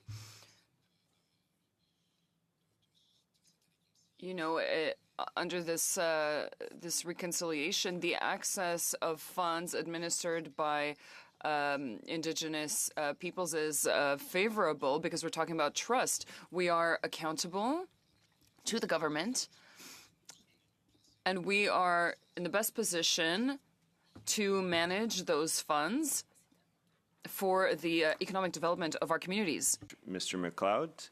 Et prochainement, on va We will now go on to Mr. Lemire for 6 minutes. Thank you, Mr. Chair. Hello, Kwe, Mr. Watso. It's an honor to meet you. I'd like to hear about your long experience of the phenomenon of pretendians crosses borders, and I wonder what could perhaps elucidate us from the UN or whatever. So I am from the Abenakis, south of Quebec. We are very close to the U.S. border, but we go beyond the border. We were pushed to the north of our traditional territory to the current reserve of Odanak. In the United States, there is, in Vermont, a phenomenon of self-identification. There are false tribes that have self-identified as Abenaki who went to the Bureau of Indian Affairs in the United States to become recognized, but it was refused.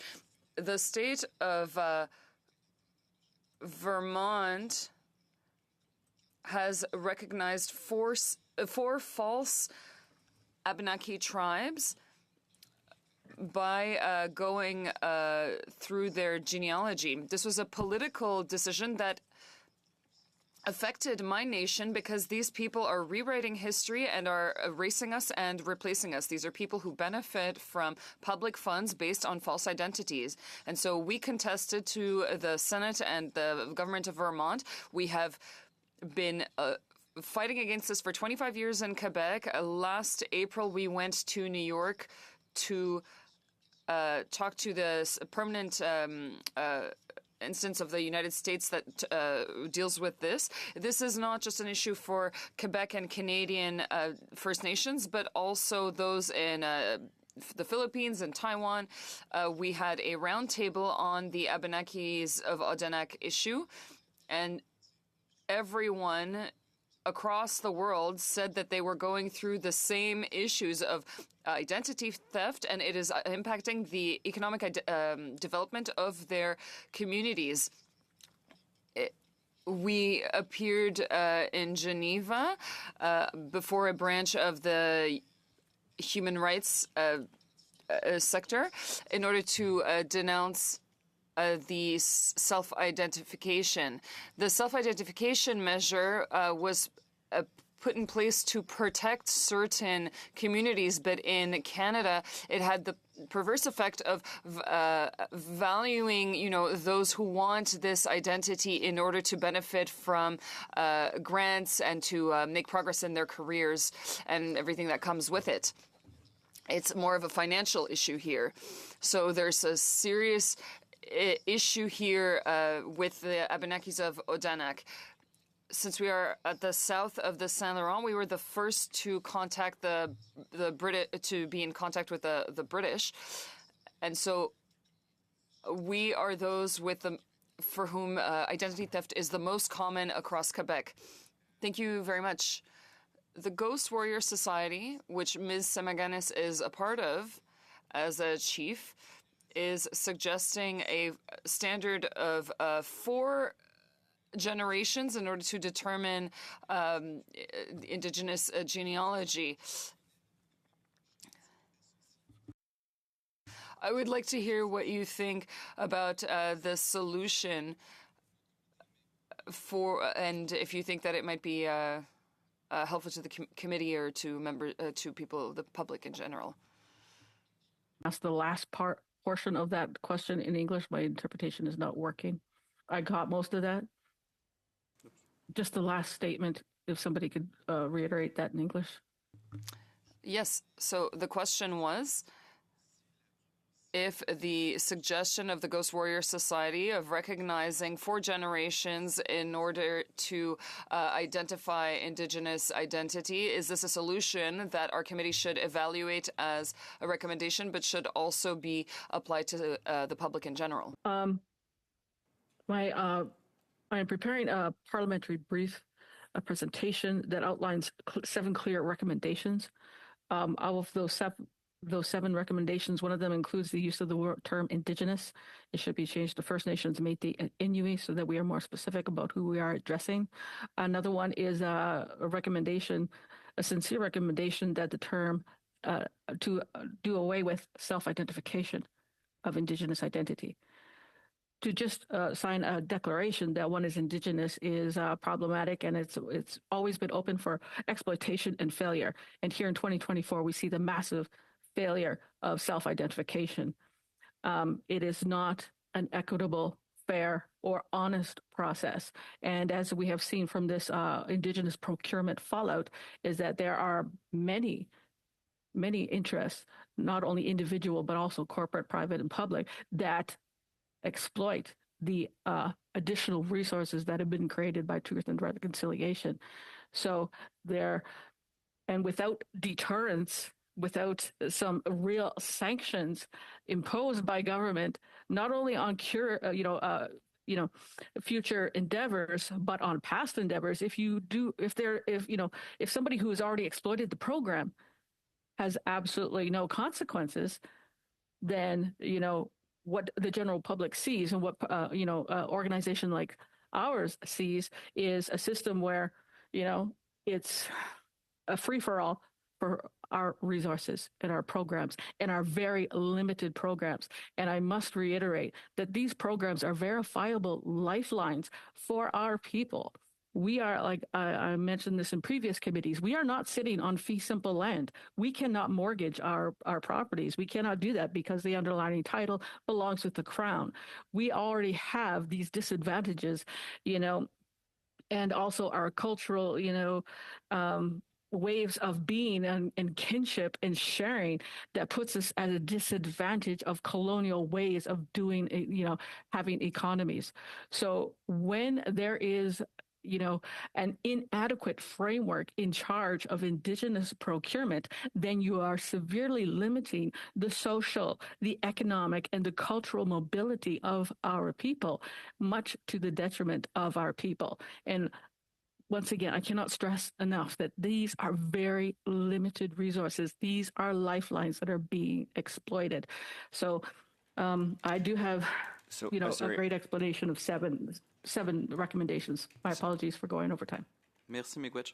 Merci beaucoup, Monsieur Lemire. Thank you, Mr. Lemire. Suzanne for 6 minutes. Thank you so much to the witnesses for being here. And my first questions are for you, Monsieur Watso. I have a real issue with the whole crisis of pretendianism, and I said it in the House the other day. Like, we have all these people that are using very limited resources, who are getting economic benefit, who don't have to deal with things that we have to deal with. My colleague, MP MacLeod, spoke about impacts of attending residential school, or the intergenerational impacts of residential schools and 60 scoops and child welfare systems. But they get all the economic benefit. And that was very clear to me. I worked in academia for many years, and there were so many people that got research grants on the basis of being Indigenous, like multi-million-dollar research grants, who weren't even Indigenous, who had all the privileges without the things that we have to deal with, including just being safe on the streets, especially for Indigenous women, girls, and now boys and men, in fact. In terms of the violence that we experience just living. In saying that, one of the things that I asked one of the last witnesses, Dr. Palmater, was about membership lists. The fact that many nations still don't have control of their membership lists, that those decisions are made about us, without us. How would it help to ensure that First Nations could regain sovereignty and control over those membership lists in terms of procurement? Yes. Well, for the Abenaki Nation of Odanak, we have a list, a citizenship code that's been I'll switch to French. Les Nations Abenakis d'Odanak. The Abenaki of Odanak have a code of belonging that has been implemented since 2006. This year, we have been going through our list, and we are inviting members of First Nations to participate, because the Indian Act dictates for us who is Indian and who is, or who is Indigenous rather, and who isn't. But we know who our members are and who is a descendant of the Abenaki. These are causes that have been, for example, the MacGyver cause that have been brought up to the Supreme Court. The membership is very important to us. We must be the only ones with control over our membership. We know who our members are and who the descendants are. And this is important given that a lot of people will self-identify.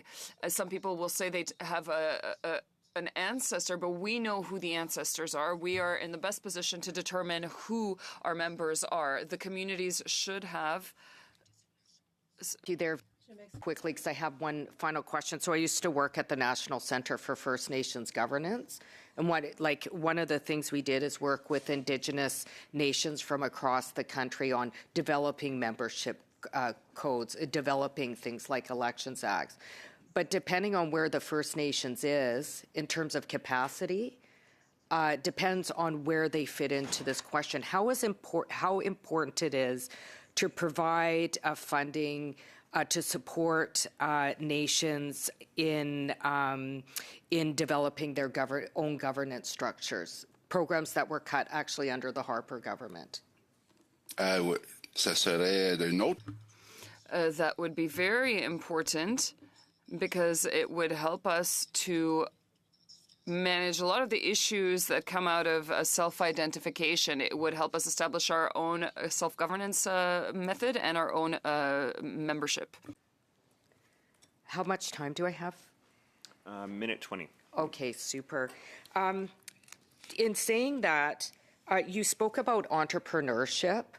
I know that a lot of bureaucracy in terms of, if you want to open a business, for example, in a city, you go to the bureau, you have to get a couple of signatures, and then you can just open a business. But on a First Nation, if you want to open a business, it can take like up to 6 months. How is that oppressive colonial bureaucracy, how does it impede on entrepreneurship in First Nations? Parlant d'expérience. Speaking from my own personal experience, I opened a business. I went to get some funding and some loans, and it took me 9 months to undergo this process.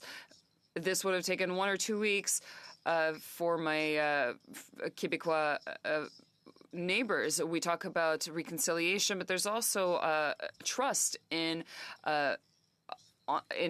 Indigenous entrepreneurship. We have always been hard workers, and now it seems that there is a positive.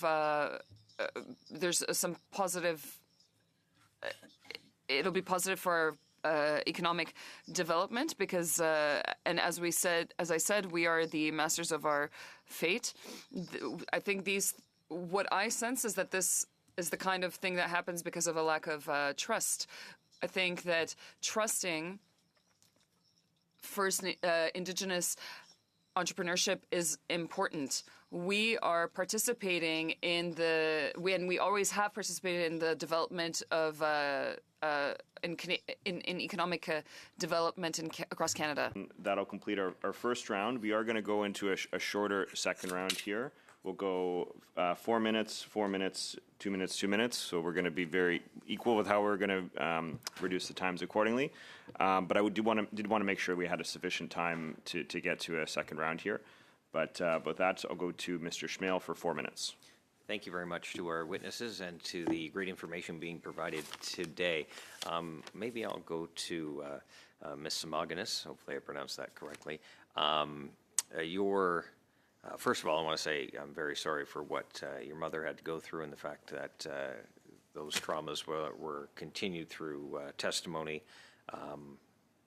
Having said that, you did talk about how the experiences of what your mother went through, what you had to go through as a daughter, as a family member, watching that happen, and then to have non-Indigenous people falsely claiming Indigenous status.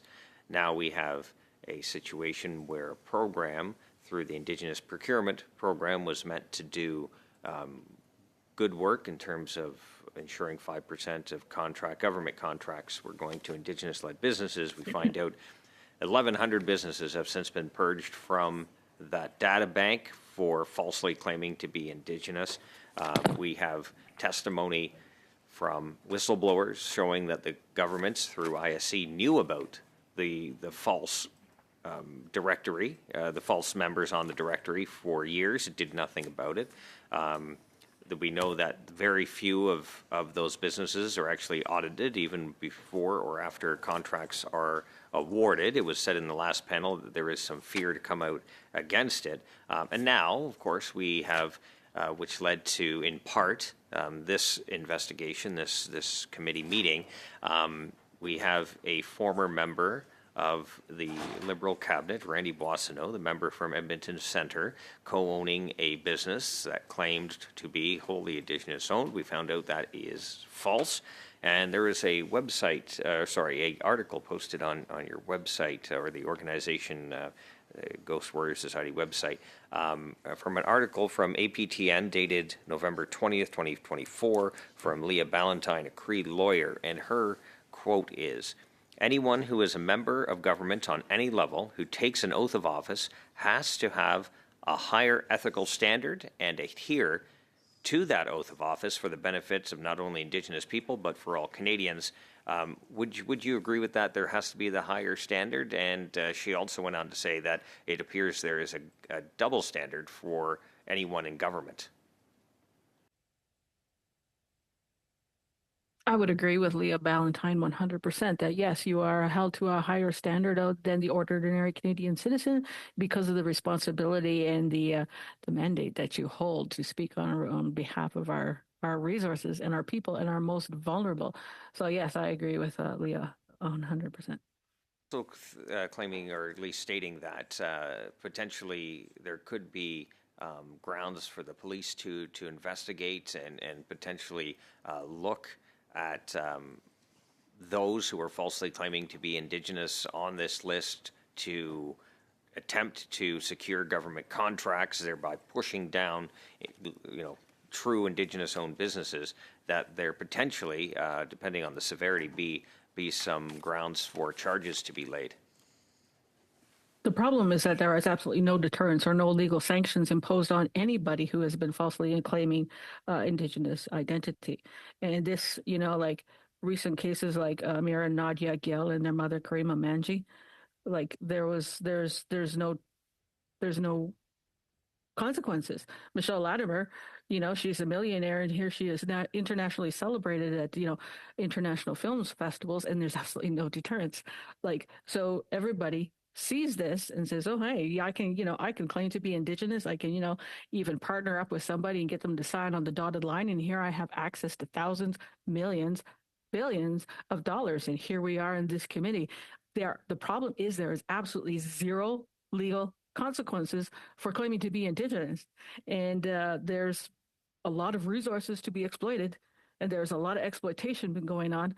There has to be more than just, like lip service in these committees. There has to be actual legal consequences. There has to be a law, because, our people are witnessing this, and we are experiencing real trauma, especially, like you go to any urban center in this country, and you will see my people homeless on the street.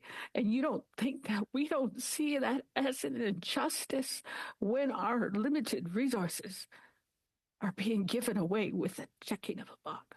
Agree, there needs to be consequences. Mr. Schmill, I'm sorry, we're well over time here. So we're going to have to move to the next speaker here. And Mr. Batiste, you have the floor for 4 minutes.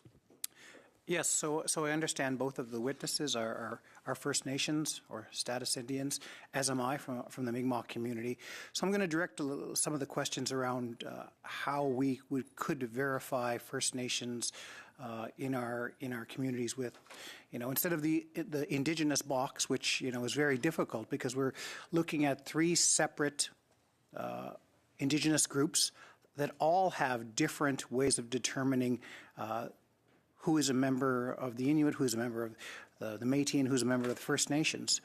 But with the challenges within First Nations Indian Act status is that, we, after 1985, the Section 6 memberships have cut off the ability for First Nations to pass down their status past second generations. Also, further to that, there's a non-stated paternity policy that says if you are a woman who doesn't know or doesn't want to list who the father of that child is, that it's automatically the assumption that that child is or that father would be non-status. And so with the discrimination that currently exists within the Indian Act and the challenges around how we're determining registration, how would we verify, how do you recommend we best verify whether someone is a First Nations belonging to a community? Would you say that it's the Indian Act band membership and status is the end-all be-all, or do you think that there has to be some grace, some exceptions? How do we do this? The problem that the Indian Act prior to 1985 allowed entirely non-Indigenous women who married Indigenous status Indian men to become status Indians. And then they were allowed to pass that Indian status onto their children, whether they existed prior to that union or not. And then also through the process of adoption. So there are many intricate issues within this, embedded within that question. And that we have always believed that each Indigenous nation has the ultimate power to dictate who their members are, to control who those members are, to assert who those members are. And yet we have, the Inuit saying that, hey, the Nunatukevu are not a legitimate organization. Yet you have the Congress of Aboriginal Peoples who are, in September 2024, doled out $24.4 million to erect a treaty center to a Pretendian club. So these are These are infractions. These are infractions of, colonial interference in who Inuit, Métis, First Nations people are. Answer the door, Tulu. Sorry. This is, we have to listen to Inuit people. We have to listen to First Nations people. We have to listen to Métis. We have to. Would you agree that the band status and a status card and the number on that should not be the end-all be-all for when we have this discussion of who in our communities is part of us? I'm sorry, could you rephrase that? Just that if we're trying to verify and someone doesn't have a status card because maybe their mom was a 6'2" and they have not been able to pass down their status, is there something that should we be able to be flexible on that? Should the communities be able to have that option to include that person within their communities, or do you think that we should just stick to the status cards? Well, the problem, one of the problems that we have identified is that a lot of people who are members of Métis organizations, fraudulent Métis organizations, are in fact non-status descendants of a First Nation. They lost their status. Then you have First Nations who are subject to the second generation cutoff, and then you have the Métis, such as the Métis Nation of Ontario, who seems to, accept people up to 10 generations. So there is no consistency across the board. Those are the issues. Those are the issues that we are mitigating. And these are the colonial frameworks, the flawed, disingenuous and, colonial frameworks that have created this problem in the first place. Pretendianism would not exist without the absolute, failure of colonial systems to look at us and tell us who we are. We are telling you, and here we are telling you, this is who we are, and nobody is listening. Nobody is listening. And I'm grateful for this community to actually finally be heard. Thank you. Thank you very much, Mr. Baptiste. Et prochainement, on va à Monsieur Lemire pour 2 minutes. Now on to Mr. Lemire for 2 minutes. Mr. Wetzel. Now that lawmakers such as ourselves are aware of the phenomenon of pretendians, how can we help you? Would you be favorable to us transferring the certification of Indigenous businesses, that process to your communities? Yes. We are those who must be consulted. When someone says they're Abenaki, come and see the Abenakis and we will tell you if they are. That's the process of recognition. You can do it through the status card, but also through the community. The community in question can certify the genealogy of this person. We are in the best position to determine who our members are and if they should be allowed to access different services or funds in order to develop the economy in our communities. Do you think that Ontario is going through the same issue, perhaps with the Anishinaabe or the Métis, where there's a false interpretation of Indigenous law? Yes, indeed. I don't want to speak in the name of the First Nations of Ontario, but in May there was a conference between the Chief Assembly and some other members in Winnipeg. The issue is not something that is isolated within each community. It's happening across the country. Some people will pretend that they're Inuit, and they'll, there's one person who was actually able to access millions of dollars in funding. This happens with the Métis in the east of Quebec. This is happening everywhere. French Canadians have hijacked the Indigenous Alliance to the detriment of real First Nations. This is something that is happening across Canada and across the United States. It would be great if the committee would look into this, because for decades, the First Nations have been, signaling the red flags and saying that we need help. because there's a tsunami of people who are appropriating the identity of First Nations in Canada. Thank you, Mr. Lamy. Our last speaker in the second panel here will be Ms. Kazan for 2 minutes. Thank you so much, Chair. I want to continue on with you, Mr. Watso. I wanted to continue on because you were speaking about like opening a business on reserve, and you said it's trust. I think it's racism, actually. I think it's racism that's embedded in the Indian Act that kind of places this extra bureaucracy on Indigenous people. And it's funny because the stereotype is everything's handed to us, and it's like 50 billion times as hard to do the same thing as everybody else. I mean, that's the reality of it. How can we change that system to make sure that the process is quicker, so that somebody like you who opened a business doesn't have to jump through unnecessary bureaucratic hoops?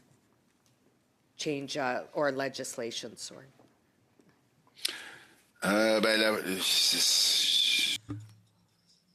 It's pretty complex. It's different from one region to the other. This is about being seen as a citizen and a business person as opposed to just an Indigenous person. You'll have a business plan, and you're somebody who wants to ensure the economic development of your community. There's too much bureaucracy and red tape because of this lack of trust. Yes, it's a form of racism for us. It's a financial racism, if you will, or economic racism. It's a lack of trust towards those who are defending and who are the stewards of their territory. We should have fair and equal access to the funds available to us. I'm not sure if that's clear, but those are my thoughts. Thank you very much, Ms. Kazan. That's just the 2 minutes right there, which is going to complete our second panel. I do want to thank our witnesses for the time, for being flexible, and for all your testimony. If there was something that you wanted to share to the committee that you weren't able to, please do submit that in writing and do so at your earliest convenience, as we're going to be very soon getting into writing a report based on what we've heard. With that, I just want to say again, thank you very much, and we are going to briefly suspend as we welcome our next panel.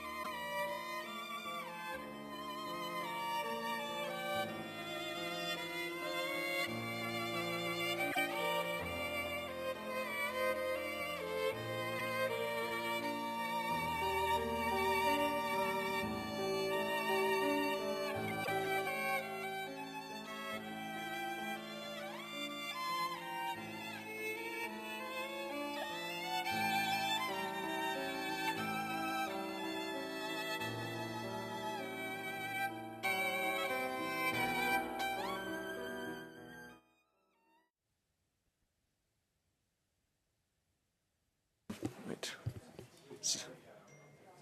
Calling this meeting back to order. I want to welcome our third and final panel of the day, and additionally welcome back Mr. Keith Henry, the President and Chief Executive Officer from BC Métis Federation, Anthony Wingham, the President of Wasaya Métis Society, and appreciate you both joining back after we had some extraordinary circumstances a couple days ago with our suspicious package, which caused us to evacuate. So I really appreciate you rejoining today, as well as being joined by Dr. Angela Jaime, the Vice Provost, Indigenous Engagement, University of Saskatchewan. So we're going to start with opening remarks for Dr. Jaime and then for Anthony Wingham. And I know, Mr. Henry, you've already provided some, so I think after that we'll go right into questions. So, Dr. Jaime, the floor is yours. You have 5 minutes to provide opening remarks. Thank you, Chair. Thank you for the invitation to speak today. Again, my name is Dr. Angela Jaime. I'm the Vice Provost, Indigenous Engagement at the University of Saskatchewan. I'm here to share with you the University of Saskatchewan's Debwewin, Tapwewin, Tapwewin Indigenous Truth Policy. This policy is the first of its kind in Canada at a post-secondary institution and is the Indigenous Membership Citizenship Verification of Documentation.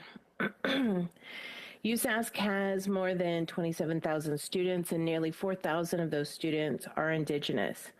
Our policy's purpose is to protect Indigenous-specific space designed and designated for Indigenous people. Our core values of the policy is principles over personalities.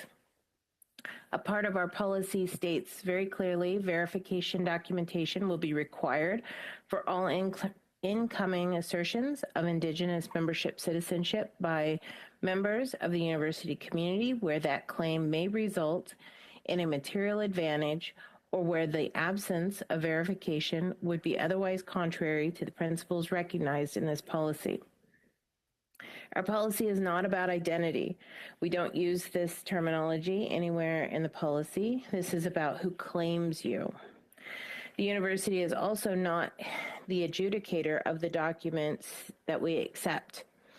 It is the inherent sovereign right of Indigenous people to determine their own membership and citizenship.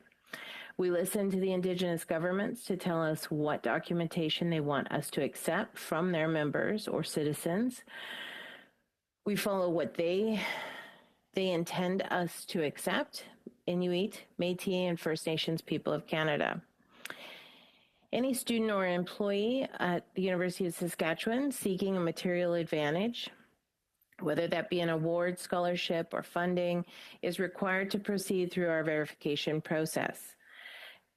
Our in-house designed portal system collects the information and stores the documentation for review and verification.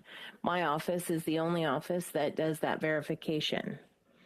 Our policy is part of our larger intention to decolonize the institution through our Indigenous strategy, Opawtan Upawatan. We are committed to ensuring Indigenous space and resources go to Indigenous people. This is about being proactive as opposed to reactive to fraudulent claims on Indigenous verification, membership, and citizenship. Thank you very much for your time. Thank you very much, Dr. Jaime. Next we'll go to Mr. Wingham for 5 minutes of opening remarks. Anse Anthony Nasika Soon, Prince Albert, Saskatchewan, Ochinia, Langley, BC, Nawikin. Hello, my name is Anthony Wingham. I was born in Saskatchewan. I live in Langley, BC. Thank you, Chair and committee members, for the opportunity to speak today.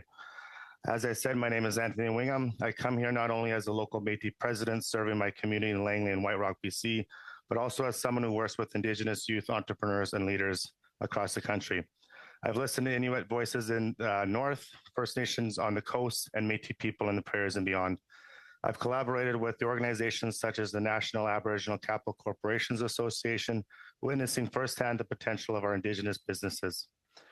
Through the Indigenous Youth Business Advisory Council, I've worked with young entrepreneurs to access government programs, navigate complex funding landscapes, and find their footing in the fast-changing markets.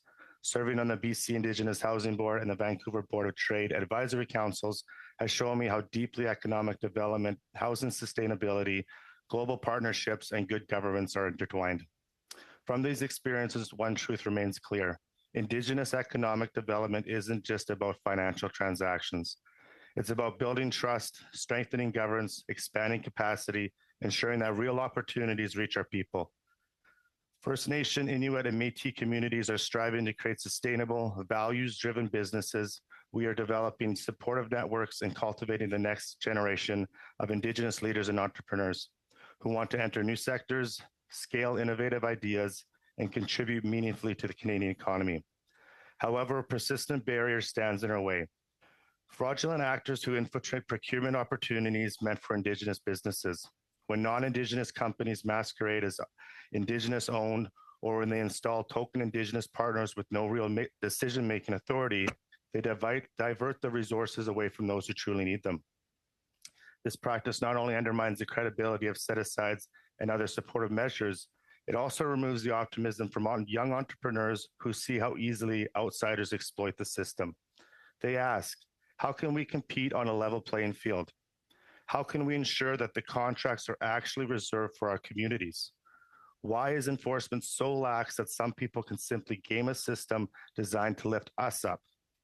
Indigenous entrepreneurs consistently call for policies with real teeth, verification measures that ensure Indigenous-owned businesses are genuinely rooted in their communities, accountable to local governance structures, and recognized by respected Indigenous institutions.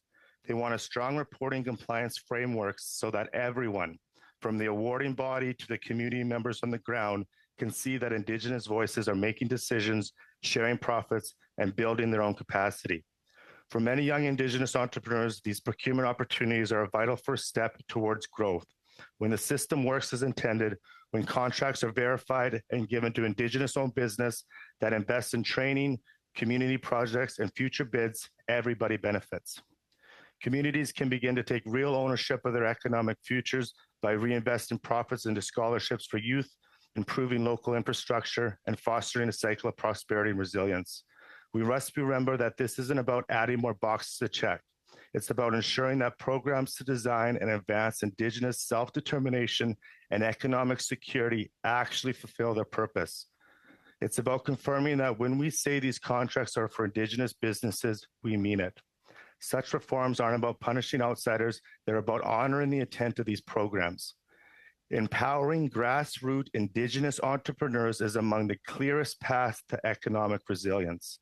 Strengthening verification processes, enhancing transparency on how the contracts are awarded, and firmly enforcing rules against fraudulent participation will restore faith in these initiatives. Indigenous businesses that trust the integrity of set-asides will invest in themselves, hire locally, train apprentices, and keep wealth circulating within their communities. Over time, this creates improved education, better housing, healthier families, and stronger governments. I'm grateful for the committee's attention to these issues. I'm hopeful that if any steps are taken, we'll strengthen enforcement, enhance authenticity in procurement, and restore the faith Indigenous communities place in these programs. Thank you again for inviting me to share my perspective. Marcy. Thank you very much, Mr. Wingham. With that, we're going to move into our first round of questioning, the 6-minute round, starting with Mr. Shields for 6 minutes. Thank you, Mr. Chair. As we read another headline this morning from the Walrus production of an acclaimed Canadian playwright faces questions of pretend Indianism, this has got to be a disheartening process when you see the reoccurrencing of this in headlines.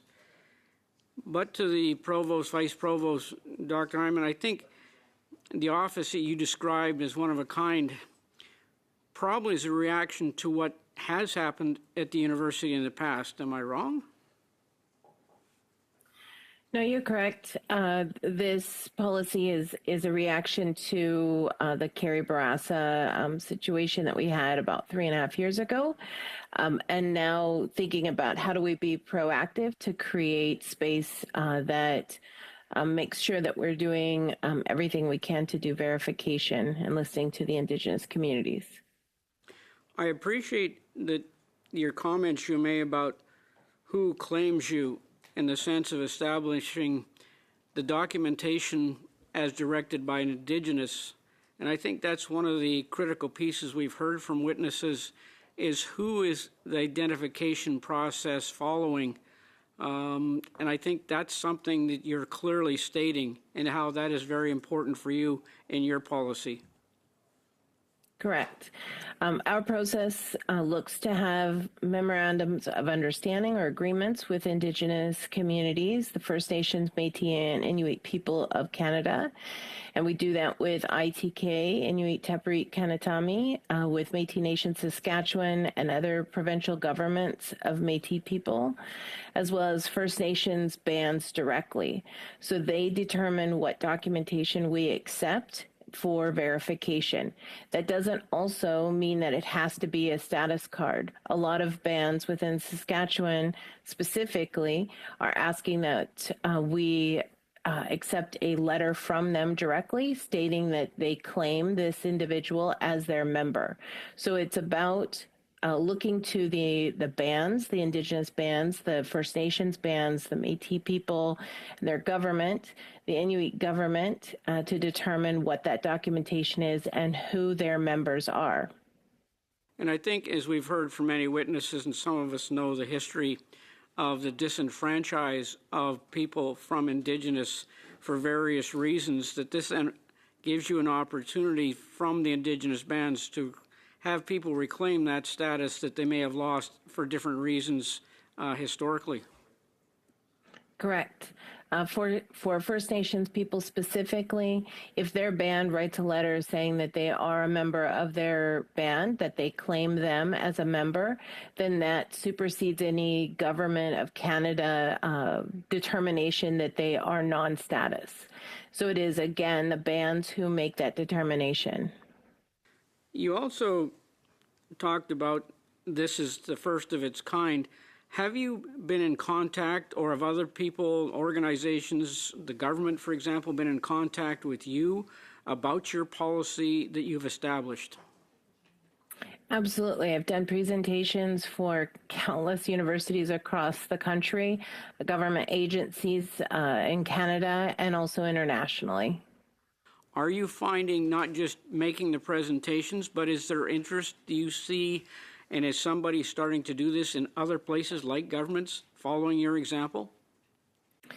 Absolutely. There are several examples of universities, post-secondaries, who are instituting their own policies, writing their own processes. The Tri-Agency has come out with a policy that they're piloting this year. Much of it is based on the policy at the University of Saskatchewan. We're encouraging entities, units, post-secondaries to use our policy in whatever way that they see fit, how it might help them. We know that we didn't have a roadmap to develop our own policy, and we don't want others to feel like they have to start from scratch either. It's not a one-size-fits-all, but I'm very proud of the policy that the Indigenous people at USask came up with. There's another term that we've often heard in this discussion is about consequences and enforcement. Is that something you believe is part of the process to work with this so people stop doing it as a general population out there, finding ways? Should there be consequences with enforcement? Absolutely, there should be consequences. This theft and fraudulent claims should have a consequence. Our policy keeps those individuals who are making fraudulent claims from actually having access to this space. And so we're the gatekeepers. We're holding the line, if you will. But there absolutely should be consequences.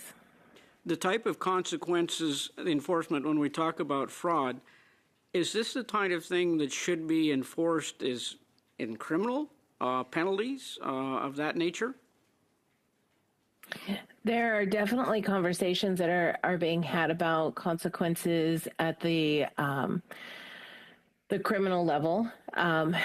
For our purposes, we don't actually have that ability to have consequences at the criminal level yet. The federal government, provincial governments, those conversations absolutely need to be happening, and there needs to be Indigenous voices directing that.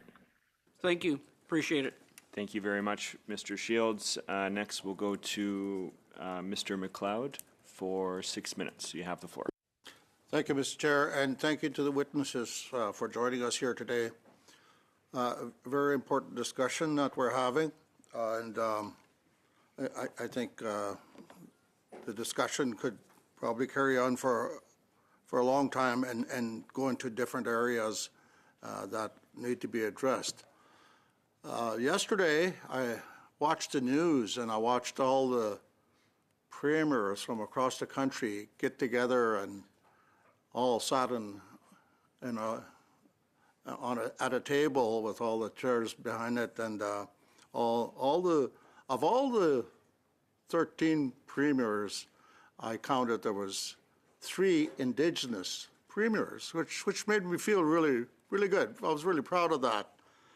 And in the Northwest Territories, the biggest employers in the private sector is Indigenous companies, especially the development corporations that work with the mines and other sectors. And it's really important that we have that. But I still have lots of questions. I have lots of questions in my mind that I don't have answers for. I ask myself, why don't we have more Indigenous MPs? You know, we need like 100 so that you could bet the tone of Indigenous issues would change if we had that many in the House. And, you know, we also have large economic projects across the country that neighbor Indigenous communities, but Indigenous people are not migrating to those areas to work. Why is that?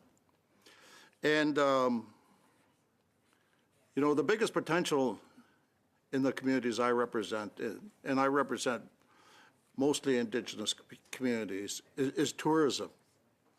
The potential for tourism is great in the Northwest Territories. We have pristine lands. We have people living in our communities that know the waters, they know the lands, they know how to hunt, they know how to fish. But we don't have operators in our communities, very few Indigenous operators. So today I see Keith Hendry that is joining us, and Keith is also wearing a hat. He's here on behalf of the BC Métis, but he's also the president of the Indigenous Tourism Association of Canada. So I wanted to ask him if he could just talk about some of the barriers to tourism economic development that he's observed for a while, because I know Keith has been involved in tourism for a long time, and if I could ask him that question as a starting point.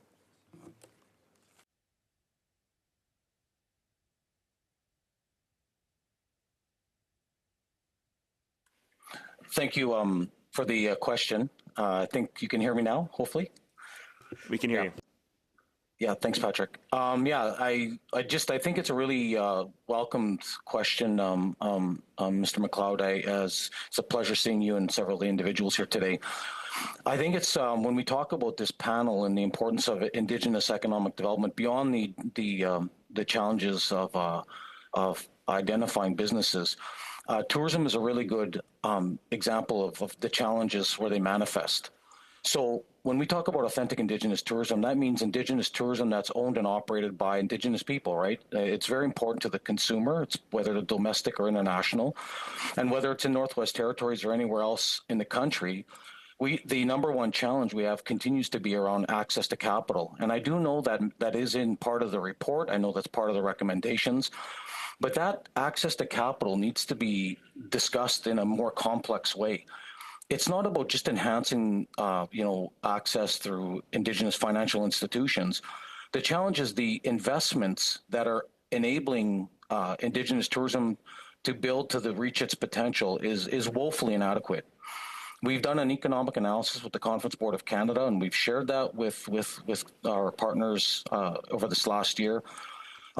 There needs to be an investment of about $2.6 billion across the country and a significant investment in places like Northwest Territories. That's to help businesses make sure they can compete at a market and export-ready level.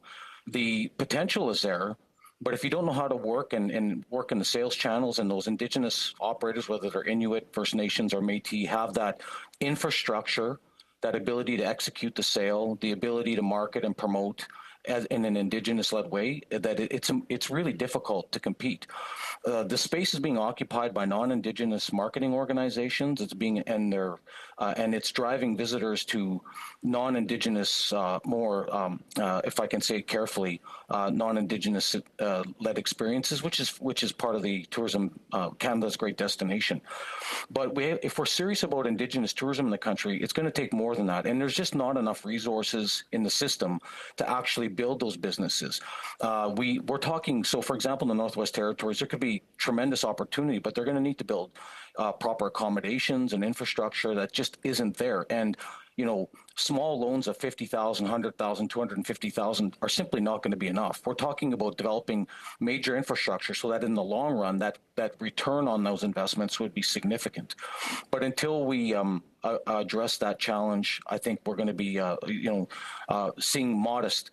In terms of the economic benefits, tourism in this country is a big business. Most of you may or may not know that. Indigenous tourism, it's 60 to 70% of Canadians want to enjoy Indigenous experiences. And in international visitors, it's 1 in 3. But we only see 2% of the sale right now. There's a significant gap between the potential and what we can actually execute because there's just not enough authentic Indigenous experiences. So there's that element. The other element I just want to just quickly touch on, whether it's in the Northwest Territories or else, we do need laws around identity protection and cultural protection. The gift shop market in this country is huge. And the amount of made in China, made in India, made in everywhere, inauthentic Indigenous printed products being sold in gift shops in this country is billions of dollars. That correction to that, getting the proper legislation through Indigenous economic development or economic strategy, just around making sure that Indigenous product needs to benefit Indigenous in Indigenous artists and Indigenous communities, that in itself will drive literally billions of dollars of important revenues back to Indigenous people. So we have to, if we're the Americans, for all their, I know people have different views on the American U.S. right now, but for all its challenges, the one thing they've done right is they do have cultural protections for the artists and the sale of artisan products, which we do not have in Canada, and we need to fix that now, not in 5 years. That in itself will be a massive economic benefit to the artists and drive money back to many different communities and families. So thank you. All it is. Sorry, Keith, I'm going to have to cut you off there because we're well over time. Although I really there'll be an opportunity for maybe that thought to be expanded on with some of our other members here. Mais avec ça, on va à notre prochain membre, Monsieur Lemire. Vous avez... On that note, on to Mr. Lemire for 6 minutes. Thank you, Mr. Chair. Dr. Jaime, earlier you mentioned that some letters might be sufficient to recognize the veracity of an Indigenous identity. Excuse me, we're just going to stop for a moment. Mr. Henry? You're not coming through? Sorry. It's okay. I fixed it. It's okay. OK. Monsieur Lemire, vous avez... je vais retourner à vous. Mr. Lemire, back to you. Thank you. Mr. Jaime, you mentioned that a letter could be sufficient to recognize the identity or the Indigenous identity of a person.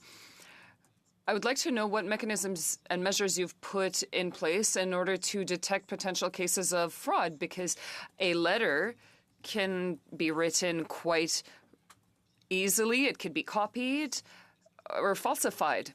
Do you have any mechanisms to identify these false declarations of identity? Yeah, So just to go back, previously we don't use the term identity. Identity is a very multifaceted way of seeing an individual. We're looking at membership and citizenship. These letters come directly from the bands themselves. So our agreement is with the bands, their chief, their council, their registrars. They are the ones that submit those letters to the individual and submit them back. We then contact the bands to ensure that those letters and that individual is registered on their membership list. So they're not just any letters from just anywhere. They come directly from the Indigenous governments themselves. Quelle est votre opinion sur les défis? What is your opinion on the challenges of the Métis, of recognizing the Métis community members, especially when there's a lack of communication and participation with other Indigenous nations? How can we make sure that those processes are transparent and respect the process of reconciliation? So the citizenship cards that are issued by the provincial Métis governments are the ones that we accept. We contact those provincial governments directly. Métis Nation Saskatchewan is one of those that we have a direct agreement with. Their registrar does the adjudication of those documents. That document itself, the citizenship card itself. We also accept from the registrar a letter that states that the individual has met the criteria to be a citizen of Métis Nation Saskatchewan, which is also another form of adjudication that the governments themselves submit to us. So we have nation-to-nation relationship or relationships directly with those governments, not with the locals within the province, but directly with the governments. Ce qui concerne les nouvelles communautés métisses en Ontario, il est crucial de... With regards to the Métis in Ontario, it is important to make sure that the decisions are respected from a legal standpoint. Sometimes proof is required historical proof is required. And so identity fraud accusations require more investigation in order to protect Métis and also to ensure that there's no infighting between conflict between various Indigenous communities. Do you have any measures to make sure that, the Métis in Ontario are recognized by legal entities or by any other First Nations organizations? So the University of Saskatchewan is not the adjudicator of these documents, nor are they the adjudicator of who is and who is not Indigenous. Those conversations about Métis, in your question, specifically about Métis membership or citizenship, it has to happen within the Métis community and their governments. That's not for us as an institution, as a colonial institution, to step in the middle of that. We go directly to the governments to ask them what they're accepting, what they want us to accept. We don't get into the middle of conversations about who is and who isn't. Or how they're going to determine their citizenship. That's not for us to say.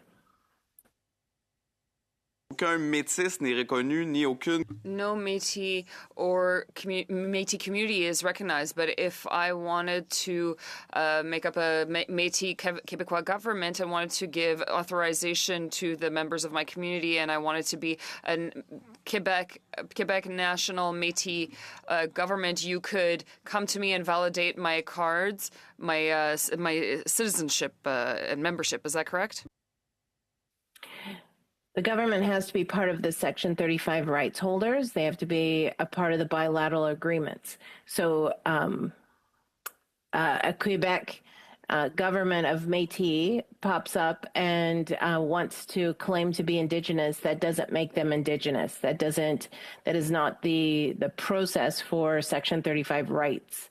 So bilateral agreements are absolutely important. We're looking to those governments that are recognized, that are part of those conversations, that have those rights holders. They're the ones that determine. Alors, quel droit reconnaissez-vous aux Métis? So, what are the rights that you recognize for the Métis of Ontario? Otherwise, other than the pulley test. Pulley test. So Métis Nation Ontario has the right to determine their own membership and citizenship. Merci beaucoup, Monsieur Lemire. Thank you, Mr. Lemire. Ms. Guzan, you have the floor for 6 minutes.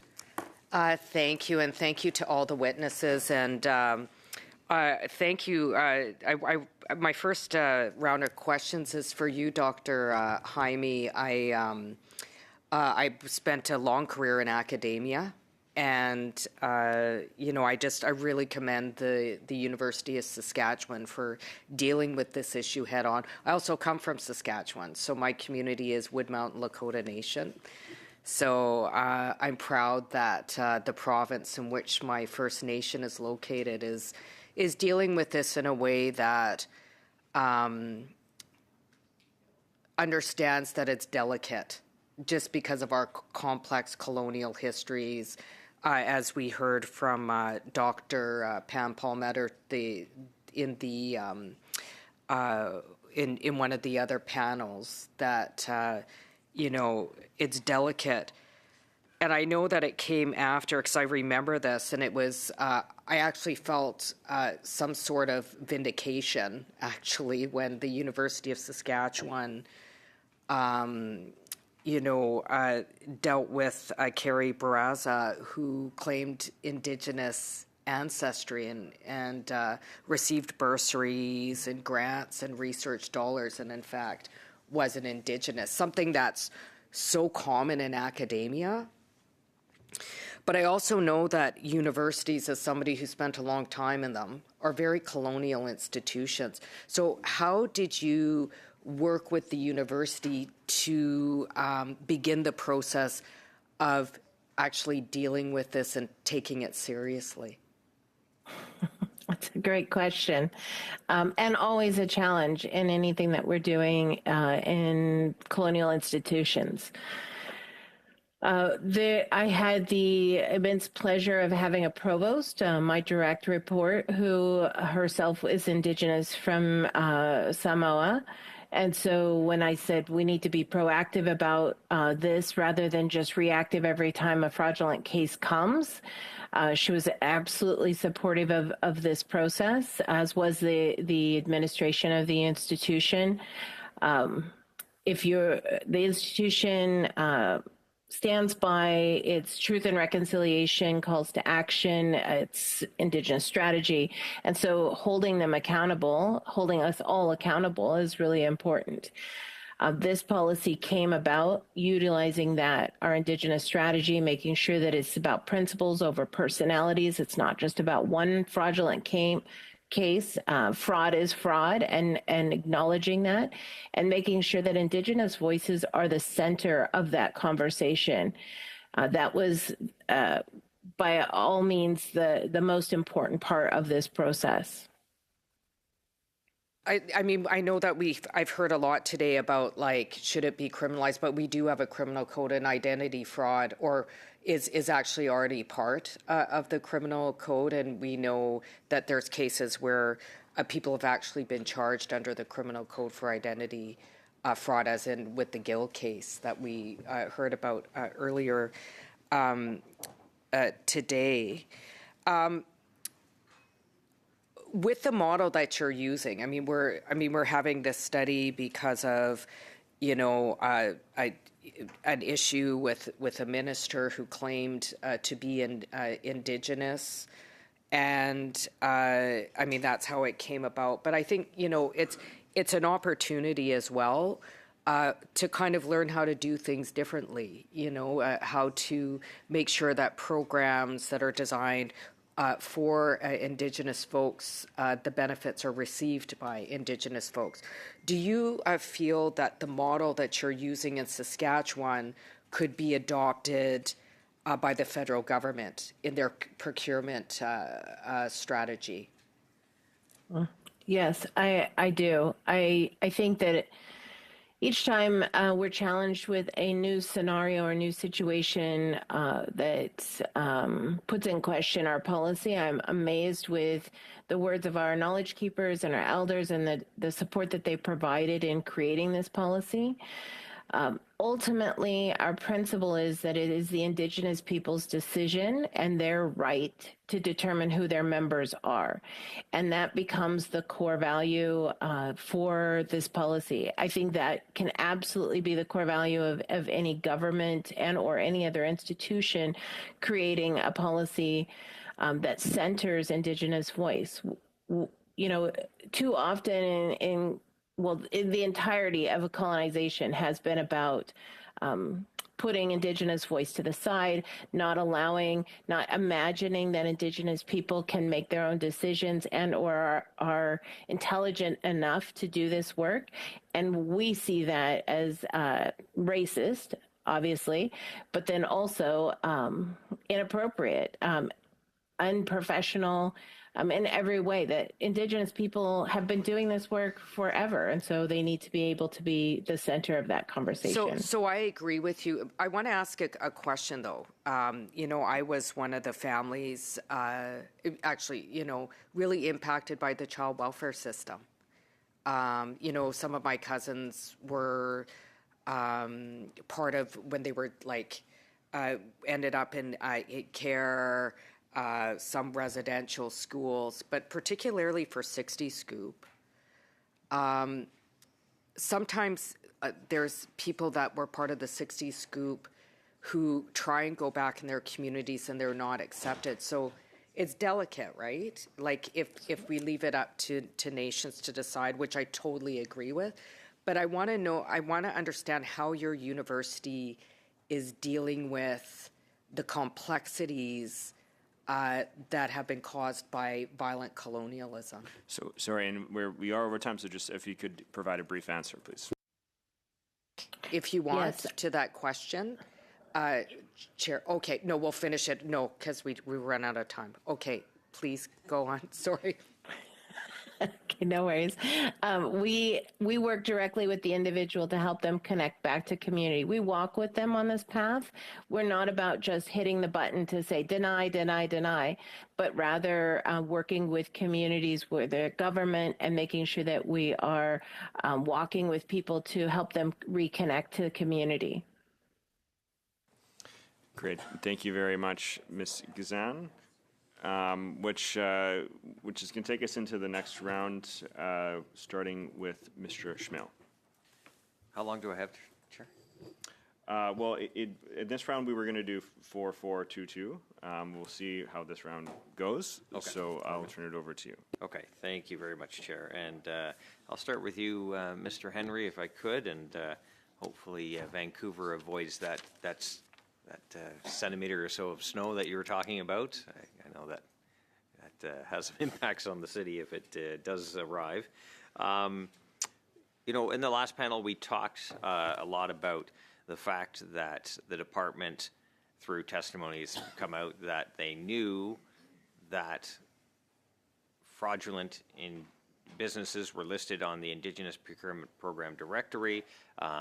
We know that many of the businesses aren't actually audited or verified that they are in fact true. And we talked a lot today in this panel, especially about consequences for those that are falsely claiming. And in fact, if you do secure a contract, what should happen there. But at the same time, we haven't actually discussed what should happen in the department that knew, the department that didn't do anything. The fact that this was all known within government circles, but yet nothing consequential has happened. And to my knowledge, through the information that we have in front of us, nobody's actually been fired. Is that a question or? So I think, Mr. Schmiel, yeah, I think it's a really big challenge for us because as organizations, we wear the brunt of it, right? And it doesn't matter where you come from as communities or a membership base, or we have our own internal differences of opinion on some of these things. But I find it a bit, I guess, priceless that when stuff like this hits the news, the media comes to us as if like we've done something inappropriate, like the communities are responsible for this mess. Nothing could be further from the truth. When we talk about the registration of Métis people in this country, it's been a sloppy, disappointing process. I've been around the Métis organizations since I graduated university in 1995. And this challenge about Métis identity particularly is symbolic of what we see. It's underfunded for membership systems, it's underfunded for governance, and then when the media comes out and these issues happen, things like this, everyone starts to run for cover and point fingers. I'm very concerned about the public conversation because this creates lateral violence amongst us. It creates division amongst First Nations and Métis organizations, or Inuit for that matter. And all of a sudden this narrative gets created that somehow, there's no authenticity to organizations in the systems we're trying to put in place to actually prevent these very issues from happening. So I think the department needs to has to have a real serious look at, are they taking responsibility? Is it there? Like, who owns this issue is really important. And if it is government wanting to create legislation and law, then create the tools to make sure that we can manage the processes effectively. It's not going to come from the academic world. It's not going to come from other partners in the space. It's going to come from the organizations and communities across this country. So I just really feel that it needs to be taken very serious, and we have to address this in a very real way so we can make sure we can manage these scenarios from further happening. Thank you very much, Mr. Henry. I do have to jump onto something really quick. I need to address a motion that I have on notice for this committee, and I saved it to the exact end. Hopefully we can dispense with it extremely quickly and get to the other rounds of questioners. I know there is potential sub-amendment, so if I could, Speaker Chair, read this into the record, hopefully have a quick vote, get back to the witnesses and the matter at hand. It's the notice of motion that was submitted on Wednesday, December 11th, and this is just out of the issue that we've all been aware of, but just to highlight the fact that the two business owners have yet to appear at committee, and we do recognize the fact that the email addresses, the phone calls have not been returned or answered or are bouncing back, so we do recognize that. But at the same time, it was a House order, so I think we should be using the tools at our disposal as parliamentarians through the Sergeant-at-Arms or whatever to ensure that we do, in fact, to get those business partners. So I move that the committee summons Felix Papineau and Shauna Parker to testify before this committee on December 16th, 2024, provided that the chair and clerk be directed to retain, if necessary, the services of a skip tracer to assist with the service of the summons. And thank you very much, Speaker. And again, hopefully we can have a quick vote on this. Thank you, Mr. Schmale. So the motion's been moved. But before getting into, I saw there's some hands-on debate in this. I just want to turn it over to the clerk here because there are some practical challenges with being able to carry this out. So before we get into debate, I'd like to turn it over to our clerk to speak to that a little bit further. Thank you, Mr. Chair. So I'm just going to outline that Standing Order 120 does empower committees to hire expert, professional, technical, clerical staff on contract from outside the parliamentary precinct as required. However, page 1054 of the book, House of Commons Procedure and Practice, also mentions that if a committee wishes to proceed with hiring from outside, they must first determine a few things. The first one being the nature and scope of the work to be performed. They must then adopt a motion specifying the terms of reference and duration of the contract, as well as the maximum rate or amount of remuneration of the additional staff. This could be a separate motion, and the budget would have to be adopted by the committee. And lastly, they are required to obtain the necessary approval and funding for the contracts from the appropriate authorities, which are the liaison committee and, depending on the amount, the Board of Internal Economy. So with this said, it's possible for the committee to hire the services of an external provider. However, there are mandatory steps in the process that could make it perhaps difficult to accomplish by December 16th. But I'm just, it's up to the committee to decide how they wish to proceed. Thank you. Thank you very much, Madam Clerk. And so I saw Mr. Batiste wanted to speak to this, and so I'll hand the floor over to you. Yeah, and I don't think we're opposed to this. I think that we're hearing from the clerk that we want to give a realistic timeline. There are some questions that need to be answered, and I think that's a discussion that we should definitely have, but I don't think that December 16th is a realistic target. I know that we've worked hard at INAN committee over the last month with additional hours, and I think that just in order to be fair to our staffs, to our team here, the folks who are doing all of the good work that goes behind the scenes, that we give them a little bit more time on this, and I would be asking if the Conservatives are willing to give the team here, and as you put more meat on the bones of your motion in terms of how this all how much this will cost us, and what are the Conservatives willing to spend on good taxpayers' money for this? And so, with that, I'd just be asking for to we ensure that amendment that we have more time as we flush out the details that the clerk has provided.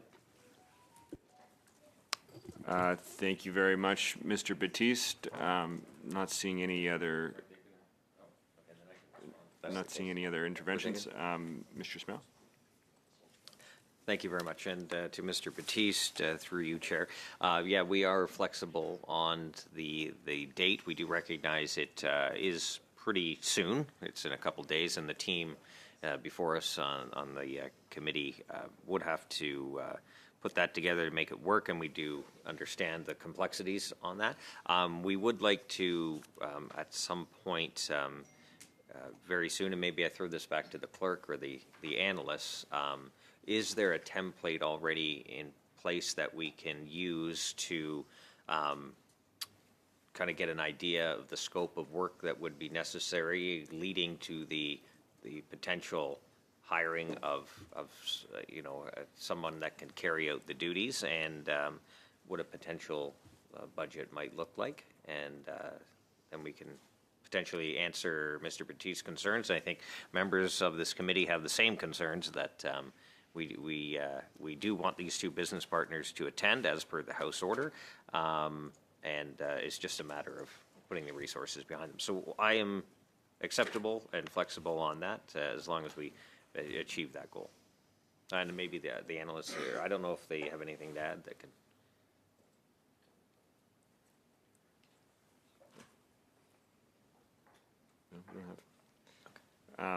Yeah, so Mr. Batiste. So is it, I think that we have maybe unanimous consent that this should go forward, but we need to move, you need to get some information to the clerk on how this moves forward for us to have all of the information that the clerk needs, and what's your time frame, Jamie, that you're proposing on in terms of how we get that so we have a vote with everything in front of us that we need in terms of knowledge, or we can adjourn debate with the understanding that you're going to come back to us with the information and template filled out for this. Yeah, that's yeah. I don't want to leave it too long. Like, I don't want this to go by too long. It just disappears. But at the same time, I do have some ideas, but I'm very curious if the clerks, the analysts have some feedback to answer those questions that you have, Jaime, and then we can maybe lock this down. But again, Chair, I don't know if the witnesses want to stick around for this discussion. It is going a little longer than I thought, but I'll leave that up to you, but maybe they can answer those questions. Yeah, this may take a little while longer. I just want to see if there's consent to the committee that we excuse the witnesses. Yeah. Okay. Well, with that, I do want to thank very much our three witnesses for appearing, and two of our witnesses for appearing twice on this committee. So that really speaks to your commitment and the importance of this issue. And I just want to thank you very much for your time. If there was anything that you wanted to share with this committee on this topic that you didn't get a chance to in the question and answer or your opening remarks, please do submit that in writing, and we'll be able to incorporate that in the report that's going to be forthcoming.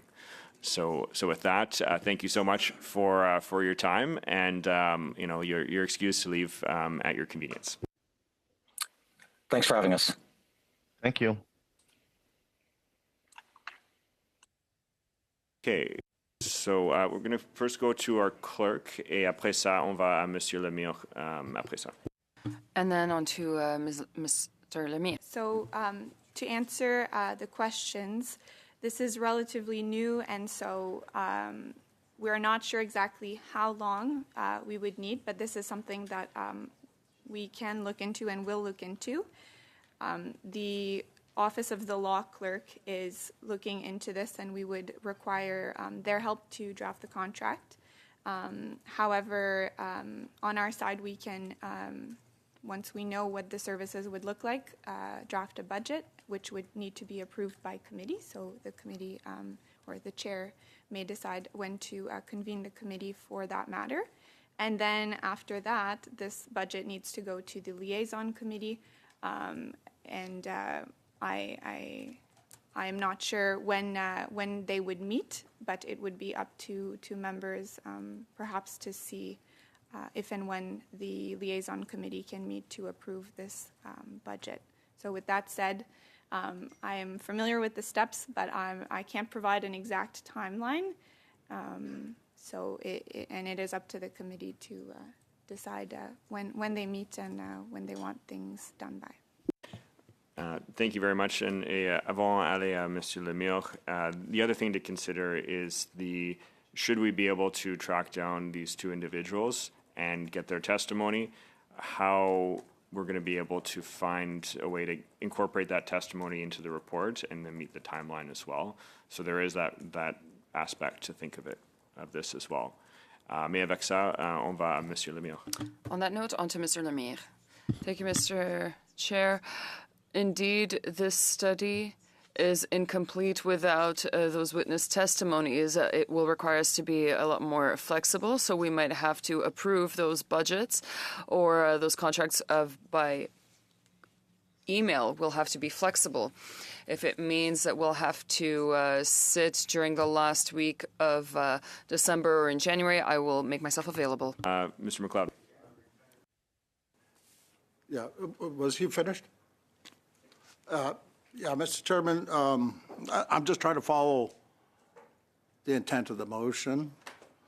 It sounds like we want to hire some bounty hunters, repo man, to drag these people kicking and screaming over here. I'm not clear. I'd really like to get a better understanding what the intent is to find out where they are. That doesn't mean we are going to be able to compel them to come to. If they still refuse, or we're dragging them in here with handcuffs, or what? It seems to be we're going to very extreme measures that I'm not sure I'm comfortable with. I'm not saying I'm totally against it, but I'm not really understanding what we're doing here with the bounty hunting. Thank you very much, Mr. McLeod. I don't know if someone wants to speak to that. I can. Mr. Smell? Thank you, Chair, and to my colleague here. The House has the ability to compel witnesses or bring them to committee, so we do have that behind us. It's something the committee does not have the same powers as the House to bring witnesses before them. So this is the House order, and the House did pass the motion to complete the study. As Mr. Lemire did point out, it would be incomplete without them, and I am prepared, or I am willing to leave a lot of latitude to the chair in order to work with his team here to figure out the next steps, the budget, so that we can vote. And if I agree, we have to be flexible. If it means voting through email, or if it's fairly simple, I think I'm prepared to do that. But we're willing to be as flexible as possible, given that we don't push it down the line too far. I don't know if Bob had anything to add on that. Yeah, Chair. Chair. Mr. Zimmer. Yeah, I think, and the member from Northwest Territories, spoke about his own heritage, and I think that's what I'm hearing from many members in my community and communities around across the country. they're upset about this. They want to make sure that we hear from the people that have done this, and it's simple. They just need to show up at committee, and if they're not doing that, there's measures that Parliament has to have them show up at committee to answer for what they've done. And that's as simple as it gets, I think, for us. I think it's not just us here with expectations of these potential witnesses. It's Canadians who want them to answer for what they've done. Thanks. Okay. All right. So is anybody else that wants to weigh in on this? Discretion to figure out how we handle this and get a budget without calling us back to a meeting. So the challenge is we do need to have another meeting to adopt a budget. No, it can't be done by email. That's the challenge. All right, well, we'll give you the latitude to get that done by January, end of January. To adopt the budget by the end of January. How do they feel about it? Yeah, I memean, like,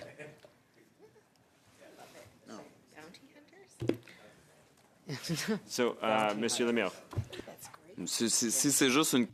It's just a question of getting together in order to be able to discuss. As I understand it, the next meeting is going to be perhaps shaken up due to the Fall Economic update, but it only starts at 3:30, but I don't think there are any votes ahead of time on Monday. We can take that 30 minutes to vote through quickly, or we can ask to meet on Monday morning. I think that there is a way for us to meet on Monday or even on Tuesday. We can, over the last couple of Tuesdays, we managed to find 7 hours of time, so I'm sure we can figure something out. Monsieur Lemieux.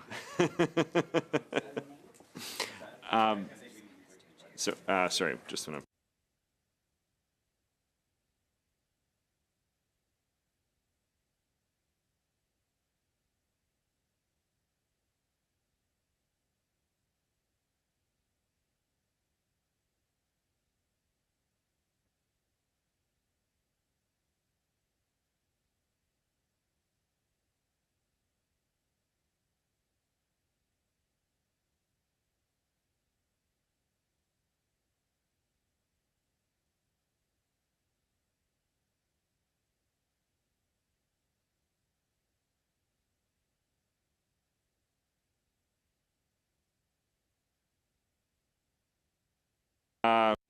Mr. McLeod. If this has ever been done before, bringing in people to force people to come to the committee. Certainly not anything that I'm aware of, but it sounds like there are other folks that might be able to speak to that. Mais premièrement, Monsieur Lemieux. With regards of governing the governing committee, the National Heritage Committee did do so for the Hockey Canada scandal, and that was a witness testimony that did change the decision-making with regards to the sport in Canada. Mr. Batiste?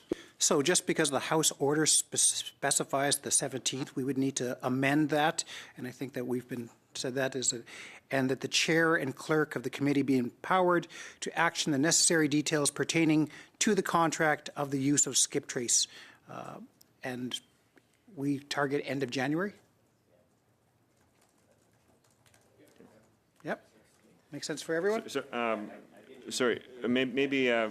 Mr. Batiste, if you could repeat that very slowly, both for members' purposes and also for the clerk and the analyst. Okay, so and if you could just maybe read the entire motion as amended.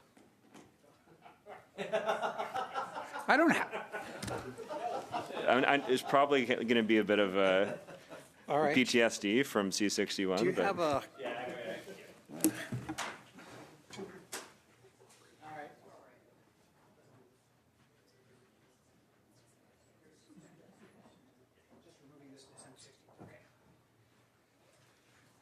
So, I'll try this again. That the notice would read in English that the committee summons Felix Papineau and Sean Parker to testify this committee, before this committee, instead of having on December 16, 2024, and removing provided the chair and clerk be directed to retain, to have the following read, that, okay,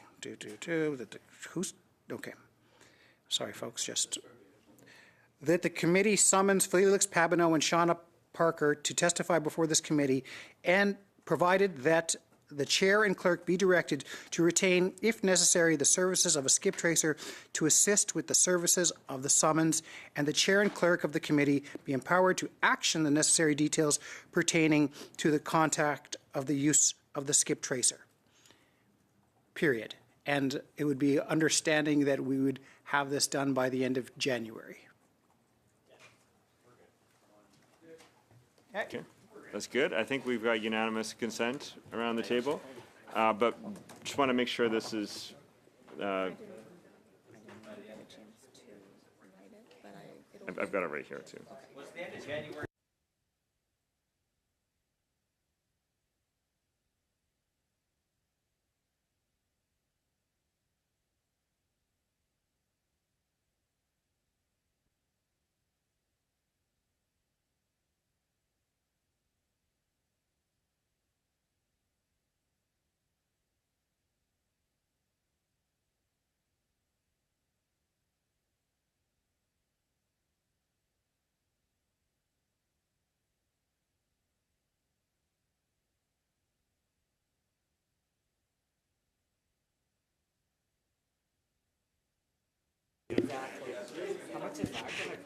Monsieur le Président, si ça sera possible. Mr. Chair, if possible, we could make sure that this motion is translated into French. It won't, and sent to all of us by email. I understood the interpretation, and we don't need it to vote, but I would just like to make sure that it's translated. Yes, of course.